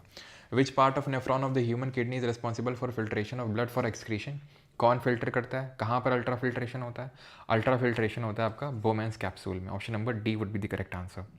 ये कर लेंगे। पीएच बताओ, पीएच लिखवाया था आपको 7.4 हो जाएगा आपका। अब करते हैं एसएससी और रेलवे के क्वेश्चन। सीएचएसएल का सवाल है ये, D oxygen blood from the body enters through which of the following chambers of heart of humans, बताइए। तो जो डी ऑक्सीजन ब्लड है, ठीक है, from the body enters through which of the following chambers of the heart, तो chamber में कहाँ पर हार्ट में एंटर करेगी, तो ये है आपका राइट ऑट्रियम, ये क्या है, राइट वेंट्रिकल। ओके, सो कहाँ पर एंटर कर रहा है सबसे पहले, तो सबसे पहले एंटर कर रहा है राइट ऑट्रियम में, खत्म। ठीक है, क्योंकि राइट वेंट्रिकल का कोई लेना देना ही नहीं है बॉडी पार्ट से, चाहे वो इन्फीरियर वेना कावा हो चाहे सुपीरियर वेना कावा हो, सबसे पहले राइट ऑट्रियम में ही लेके ही आ रही है वो। ठीक है, फिर वो गेट खुलता है तब राइट वेंट्रिकल में आता है। It in initial filtrate of kidney which of the following substance is selectively reabsorbed as the urine flows along the tube in a human kidney. Selectively, again repeat करता हूँ मैं, इन initial filtrate, तो जब ultra filtration होता है बोमेंस capsule में तो अच्छी बुरी चीज़ें सब आ जाती हैं। ठीक है, उसको बोलते हैं इनिशियल फिल्ट्रेट। तो विच of the following substance selectively reabsorb, reabsorption कहाँ होता है, कहाँ होता है, पीसीटी में होता है। तो कौन सी फिर से रीअब्जॉर्ब हो जाएंगी, ग्लूकोज रीअब्जॉर्ब हो जाएगा, अमीनो एसिड भी रीअब्जॉर्ब हो जाएंगे, यूरिया निकल जाएगा, आगे पास ऑन हो जाएगा वो। ठीक है, चलो। Which of the following statement is correct regarding the haemoglobin, ये सीएचएसएल में पूछा गया था ना। हाँ, which of the following is correct regarding the haemoglobin in humans, तो in humans it is the respiratory pigment, it has very low affinity for oxygen. गलत है भाई, वेरी हाई एफिनिटी होती है ऑक्सीजन के लिए। आरबीसी में ह्यूमन को हीमोग्लोबिन होता है जिसकी वजह से उसको रेड कलर मिलता है। तो हाई एफिनिटी ऑक्सीजन की होगी तभी तो ऑक्सीजन को तुरंत चपका पाएगा और हर एक सेल तक पहुंचा पाएगा। ठीक है, तो रेस्पिरेटरी पिगमेंट है, बिल्कुल है। ठीक है, क्योंकि इसके बिना रेस्पिरेशन पॉसिबल ही नहीं है, क्योंकि यही ऑक्सीजन देगा तभी रेस्पिरेशन होगा। तो ऑप्शन नंबर ए आंसर हो जाएगा 23 का। Word term is use for the pressure in the artery of human body during relaxation. Relaxation होता है उसको क्या बोलते हैं, तो देखो सिस्टोल है जहाँ पर बहुत ज़्यादा प्रेशर लग रहा है, एकदम से तेज का प्रेशर लग रहा है, उसको बोलते हैं सिस्टोल। सिस्टोलिक प्रेशर लगभग 120 mm ऑफ एच होता है। डाइस्टोलिक होता है, ये वेंट्रिकुलर रिलैक्सेशन है, ये वेंट्रिकुलर कॉन्ट्रैक्शन है। रिलैक्सेशन पूछ रहा है तो will go with this A, that is अनुशीथिलन दाब, option number A. Which of the following waste product is stored in old xylem of plant. ठीक है, तो निम्नलिखित में से कौन सा अपशिष्ट उत्पाद पादप के पुराने जाइलम में संग्रहित होता है, ये आपको पूछा गया है। तो रेजिन भी होते हैं, गम्स भी होते हैं, ये खैर प्लांट से लेना देना है, इसका इस चैप्टर से लेना देना नहीं है। ठीक है, which of the following is correct regarding the blood vessel, ये कर लेंगे, बेसिक सा क्वेश्चन है, कल कर लिया था इसको। थिक वॉल क्यों होती है, ज़रा बताइए। आर्टरीज क्यों मोटी होती हैं, बहुत आसान सा क्वेश्चन है। क्यों, क्योंकि हाई ब्लड प्रेशर को उनको वो करना है, बहुत तेज़ी से जाता है ना ब्लड आर्टरीज के थ्रू, इसलिए। विच of the following organ is part of excretory system in human body, तो सर्जन तंत्र का क्या पार्ट है, तो किडनी तो है ही है। किडनी से 2 यूरेटर लगे हुए हैं, 2 यूरेटर आपके एक यूरेथ्रा में जाते हैं, यूरिनरी ब्लैडर में जाते हैं, और फिर ये यूरेथ्रा है अपना। ठीक है, तो pair of ureters and urethra, option number C, both 1 and 2। Carbon dioxide is transported to the lungs from all the parts of the body through dash in humans. कौन ट्रांसपोर्ट करके लेके आता है, बताइए, कौन ट्रांसपोर्ट करके लेके आता है, तो ये ब्लड ही तो लेके आएगा, O2 लेके जाएगा, CO2 लेके आएगा। What is the primary function of artificial kidney for humans. Artificial kidney का क्या काम होता है, वही जो डायलिसिस जो हमने देखा था। तो जो किडनी का काम होता है वही आर्टिफिशियल किडनी का काम होगा, यूरिन प्रोड्यूस करना नहीं, नाइट्रोजनस वेस्ट प्रोडक्ट्स को रिमूव करना, हटाना ब्लड से। Why does human heart has different chamber, तो मानव हृदय में अलग अलग कोष्ठ क्यों होते हैं, क्या कारण क्या होता है कि वो अलग अलग वहाँ पे चैम्बर में बटा हुआ है वो। To prevent the mixing of oxygen rich blood with CO2 rich blood, तो यहाँ CO2 वाला ब्लड है, यहाँ O2 वाला ब्लड है, इनकी मिक्सिंग ना हो इसलिए पूरा चैम्बर में डिवाइडेड है ये अलग अलग। और इस वॉल को क्या बोलते हैं, सेप्टम वॉल बोलते हैं, सेप्टम। ठीक है, चलिए यदि आप कर लेंगे विच of the following animals excretes uric acid in a semi solid state, तो इनमें से कौन सा जानवर है जो सेमी सॉलिड अवस्था में यूरिक एसिड निकालता है, सेक्रेट। ठीक है, सेमी सॉलिड स्टेट, तो हमने देखा था ये हमारी बर्ड्स होती हैं। ठीक है, ऑप्शन नंबर बी आंसर होगा, जो सेमी सॉलिड स्टेट में निकालती हैं वेस्ट को। ये हमने आई थिंक तब पढ़ा था जब हम एनिमल किंगडम वाला चैप्टर पढ़े थे, वहाँ पे इस चीज़ को देखे थे। Which blood vessels in human contain valves to prevent back flow, तो वेन्स में होती हैं वॉल्व, है ना। ओपन सर्कुलेटरी सिस्टम किसका होता है, क्यों, खुला परिसंचरण तंत्र किसका होता है इसमें, एनालिडा का बंद होता है, क्लोज्ड होता है। ठीक है, मोलस्का का, कॉर्डेट्स जैसे हम ह्यूमंस हैं तो हमारा भी बंद है। ओपन का मतलब ये है कि जो टिश्यूज़ हैं, सेल्स हैं, वो बात कर रहे हैं ब्लड में, नहा रहे हैं, क्योंकि सब खुला पड़ा हुआ है। तो ह्यूमंस भी कॉर्डेट्स ही होते हैं, तो आंसर यहाँ पर मोलस्क्स हो जाएगा। Which blood component initiates clotting by releasing factors that trigger coagulation when a blood vessel is injured। बताइए, तो ब्लड क्लॉटिंग कौन करता है? प्लेटलेट करती हैं, ठीक है। ये कर लेंगे चैम्बर हार्ट कुछ। The collecting ducts in the nephron eventually drain into which of the following.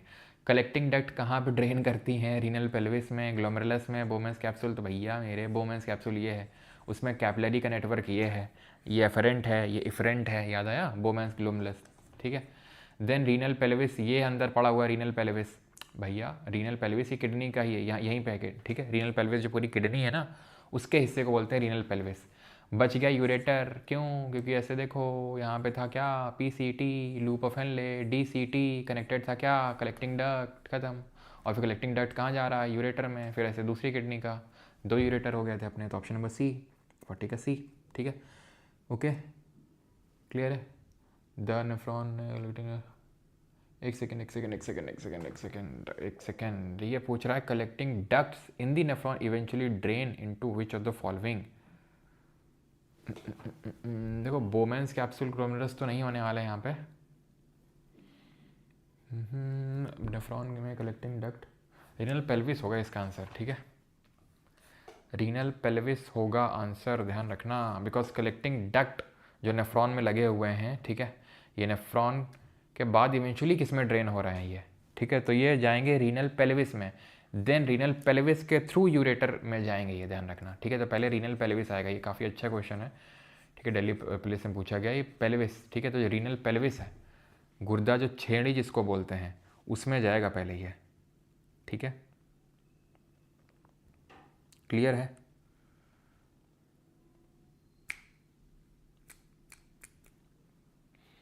ठीक, एक सेकंड मैं तुमको दिखा देता हूँ, नहीं तो तुम्हें समझ नहीं आएगा ऐसे।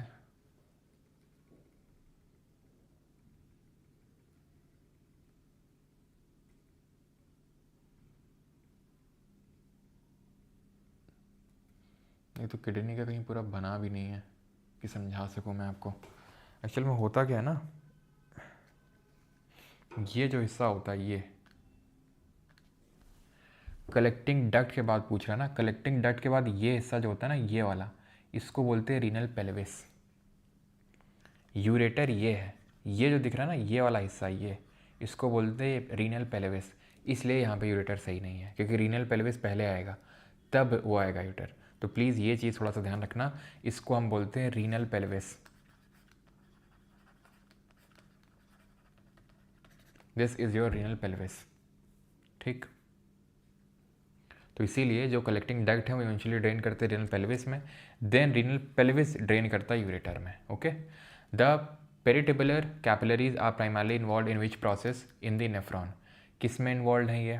तो ये इन्वॉल्व है आपके रीएब्जॉर्प्शन में, पीसीटी, हाँ पीसीटी आप यहाँ पे देखो, ठीक है, यह है पीसीटी, प्रॉक्सिमल कॉन्वोल्यूटेड ट्यूब्यूल। यहाँ पे क्या हो रहा है? रीएब्जॉर्प्शन, ठीक है। तो जो ये पेरिटिबुलर कैपिलरीज हैं, ये रीएब्जॉर्प्शन में हेल्प करती हैं। फिल्ट्रेशन में, अल्ट्रा फिल्ट्रेशन, ग्लोमेरुलस जो होता है आपका, वो होता है उसमें, बोमेंस कैप्सूल में। Which component of blood is transporting food, CO2, nitrogen, waste, कौन है? बहुत आसान है, ट्रांसपोर्ट करने का काम किसका है? प्लाज्मा का। क्यों? क्योंकि CO2 नाइट्रोजनस वेस्ट वगैरह पूछ रहा है, तो प्लाज्मा होगा। ये डिफेंस प्रोवाइड कर रही है, ब्लड क्लॉटिंग कर रही हैं, ये O2 सप्लाई कर रही हैं, तो बचा काम कौन करेगा? प्लाज्मा करेगा, ठीक है। प्लाज्मा करेगा ये बचा हुआ काम, ठीक है। अगला क्वेश्चन ले लो, फिश हैव, तो फिश में कितने हार्ट चैम्बर होते हैं? 3 होते हैं कि 2 होते हैं? 2 होते हैं इसमें। रेप्टाइल एम्फीबियन में 3 होते हैं। And their blood passes through the heart only dash, ठीक है। तो 2 होते हैं, लेकिन एक ही बार पूरे हार्ट से पास होता है, ठीक है। 2 होते हैं चैम्बर और एक ही बार पास होता है, ये हो जाएगा, ठीक है। ये हो जाएगा, ये करवा चुका हूँ मैं पहले आपको कि नहीं करवाया? Which of the following statement are true? IgG constitute the largest portion of the antibodies, करिए ज़रा। IgE ये किस में है? सीजल 2025 में है। IgA is primarily responsible in body secretions. अभी एक ऐसा क्वेश्चन है जो आपको 9th 10th इन सब की NCERT या फिर कोई भी टेक्स्ट बुक में आप देख लोगे तो आपको नहीं मिलेगा। इनफैक्ट जिन्होंने बहुत ज़्यादा बायोलॉजी में हाईएस्ट स्टडीज़ करी हैं, शायद वो भी इस क्वेश्चन को गलत कर दें, ठीक है। थोड़े से हाई लेवल क्वेश्चन है ये, आपका 9th 10th लेवल का नहीं है। अब मैं आपसे ये कहूँ कि ये ना, ये ग्रेजुएशन लेवल का क्वेश्चन है, तो हम ना अब ग्रेजुएशन लेवल की बायोलॉजी पढ़ेंगे। मूर्खता है ये एक नंबर की, ठीक है। मूर्खता है एक नंबर की, क्योंकि हम हर कुछ नहीं कवर कर सकते हैं, हर एक रैंडमनेस को कवर नहीं कर सकते, because random will always be random, कुछ ना कुछ रैंडम होगा। उसके पीछे भागने लग गए तो जो 80% है, 70 to 80% जहाँ से चीज़ें पूछी जा रही हैं, you will miss out on those, और सिलेक्शन वहाँ से होगा, उन 10-20% से नहीं, बिकॉज अगली बार वो 10-20% यही नहीं रहेगा, चेंज हो जाएगा। ठीक है, अब चलो ये फिक्स भी हो कि हाँ नहीं इससे क्वेश्चन बनेगा ही, तो भी माना जाए। एक क्वेश्चन बन गया सिर्फ इसलिए हम पढ़ लें, that is not at all wise. Okay, so IgG constitutes the largest proportion of the antibodies in human blood. IgG plays a key role in allergic process, ये भी सही है। and IgA is primarily located in bodily secretions such as saliva and breast milk में ये आपका जो antibody है located होता है IgA। ओके, तो आंसर ऑप्शन नंबर डी हो गया। 1, 2, 3 and all are correct. Which of the following, चलो 3 क्वेश्चन और करेंगे सिर्फ 50 तक, और उसके बाद फिर आपको करने हैं इस correct sequence of blood from heart chamber, ये भी CGL 2025 से पूछा गया है। ठीक है, तो इन क्वेश्चंस को अपन को टारगेट करना है। तो राइट ऑट्रियम में आया, ठीक, फिर राइट वेंट्रिकल में गया, फिर लंग के पास गया, फिर लेफ्ट ऑट्रियम में आया, लेफ्ट वेंट्रिकल में गया। सही है पहला 47 का A. The only vein that carries oxygenated blood is, तो वो एकमात्र जो शिरा है जो ऑक्सीजन लेके जाती है, ठीक है, कौन सी है? इट इज़ पल्मनरी वेन, है ना। हिपैटिक मतलब लीवर होता है, हिपैटिक पोर्टल वेन वो होती है जो स्मॉल इंटेस्टाइन से लीवर तक लेके जाती है, मैंने लिखवाया था, जो हमारे फ्लूइड्स होते हैं जैसे अल्कोहल वगैरह को। वो within the cardiac conduction system which structure is recognized as the primary pace maker. तो प्राइमरी पेस मेकर क्या होता है, ये NTPC में पूछा है। ऐसे नोड होती है जो कहाँ लगी होती है, जरा बताओ, ऐसे नोड कहाँ पे लगी हुई होती है? तो ऐसे याद करो, SA और RA, मतलब राइट ऑट्रियम में लगी हुई होती है। The blood platelets are also known as, तो ब्लड प्लेटलेट्स को किस नाम से जानते हैं? तो ये होते हैं हमारे थ्रोम्बोसाइट्स। ये है आपके RBCs, red blood cells, leukocytes and WBCs, ठीक है, एंड थ्रोम्बोसाइट्स हैं आपके प्लेटलेट। बाकी क्वेश्चंस आप लगाएंगे, सिंगल लाइनर टाइप ही है, यहाँ पे आंसर की दी हुई है पूरी, ऑलराइट। बाकी जिन लोगों को बैच में एनरोल करना है तो परमार अकेडमी ऐप या फिर वेबसाइट में जाके कर सकते हैं, जहाँ पे आपको सारे बैचेस की रिकॉर्डिंग वगैरह, सारे लेक्चर्स की रिकॉर्डिंग वगैरह आपको यहाँ पर मिल जाएगी, और जो भी आपकी क्विजेज़ हैं, नोट्स हैं, प्राइवेट टेलीग्राम ग्रुप है, सब उसका एक्सेस यहाँ पे आपको मिल जाएगा, ऑलराइट। सर आप भी अपना हार्ट हेल्थ रेगुलर चेक कीजिएगा। बिल्कुल Tulip ji, thank you for reminding.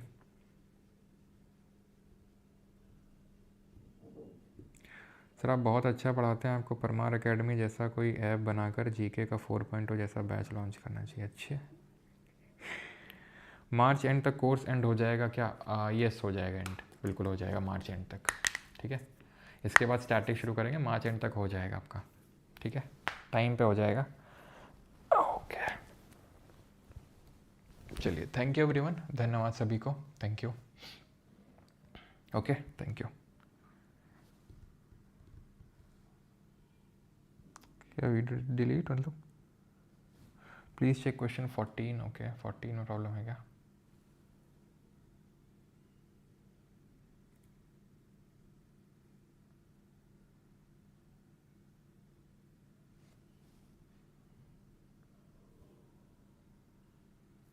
क्या दिक्कत है इसमें?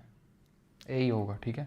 120 मतलब हाई, हाई कब कॉन्ट्रैक्शन में होगा, लो कब होगा रिलैक्सेशन में, वेंट्रिकुलर कॉन्ट्रैक्शन रिलैक्सेशन, ये तो पढ़ाया था ना। ऐसा तो है नहीं कि कोई नया क्वेश्चन आया, क्यों, क्या दिक्कत है, या फिर मैंने कुछ गलत बोल दिया है? इसमें भी चेक कर लेते हैं, 14 का ए था ना, तो ये यही तो है। ऐप में बैड गेटवे आ रहा है, क्लासेस नहीं ले पा रहे हैं। अच्छा अच्छा, और भी लोगों के साथ इशू है क्या? तो फिर सबके साथ ही होगा आई थिंक इशू, है ना। क्रिएटिन ले सकते हैं प्रियांशु, ठीक है, मतलब उससे थोड़ी सी स्ट्रेंथ बढ़ती है, GMM में थोड़ा सा पावर बढ़ती है, मतलब ज़्यादा आप कर पाते हैं, उठा पाते हैं, ठीक है। मास्टर हुक्का पीने से थोड़ी ना कुछ होता है, ना ना, उससे कहाँ होता है, उससे तो फुर्ती आती है, चुस्ती आती है, उससे आपके बाइसेप्स बनते हैं हुक्का से। तो हुक्का बहुत अच्छी चीज़ होती है, पियो, दबा पियो, खूब पियो, एकदम ऐसे, इतना पियो मतलब दिन रात हुक्का हुक्का हुक्का, ठीक है। तुरंत तुरंत जन्नत नसीब होती है उससे, पता है, तुरंत, टाइम नहीं लगता उसमें, तुरंत तुरंत मिलती है जन्नत। चलिए, thank you everyone, thank you, धन्यवाद, थैंक यू, थैंक यू। ठीक है, कल मिलते हैं। बाकी अब हमारे डिजीज़ हो गया, न्यूट्रिशन हो गया, ये 2-3 चैप्टर हैं, इनको फिनिश करके अपन बायोलॉजी फिनिश करेंगे और उसके बाद स्ट्रैटेजी के स्टार्ट करेंगे। ठीक है, चलो, थैंक यू, धन्यवाद, थैंक यू। बाकी जिनको रिकॉर्डिंग वगैरह सब चाहिए तो बैच में अपन एनरोल कर सकते हैं। Okay, thank you.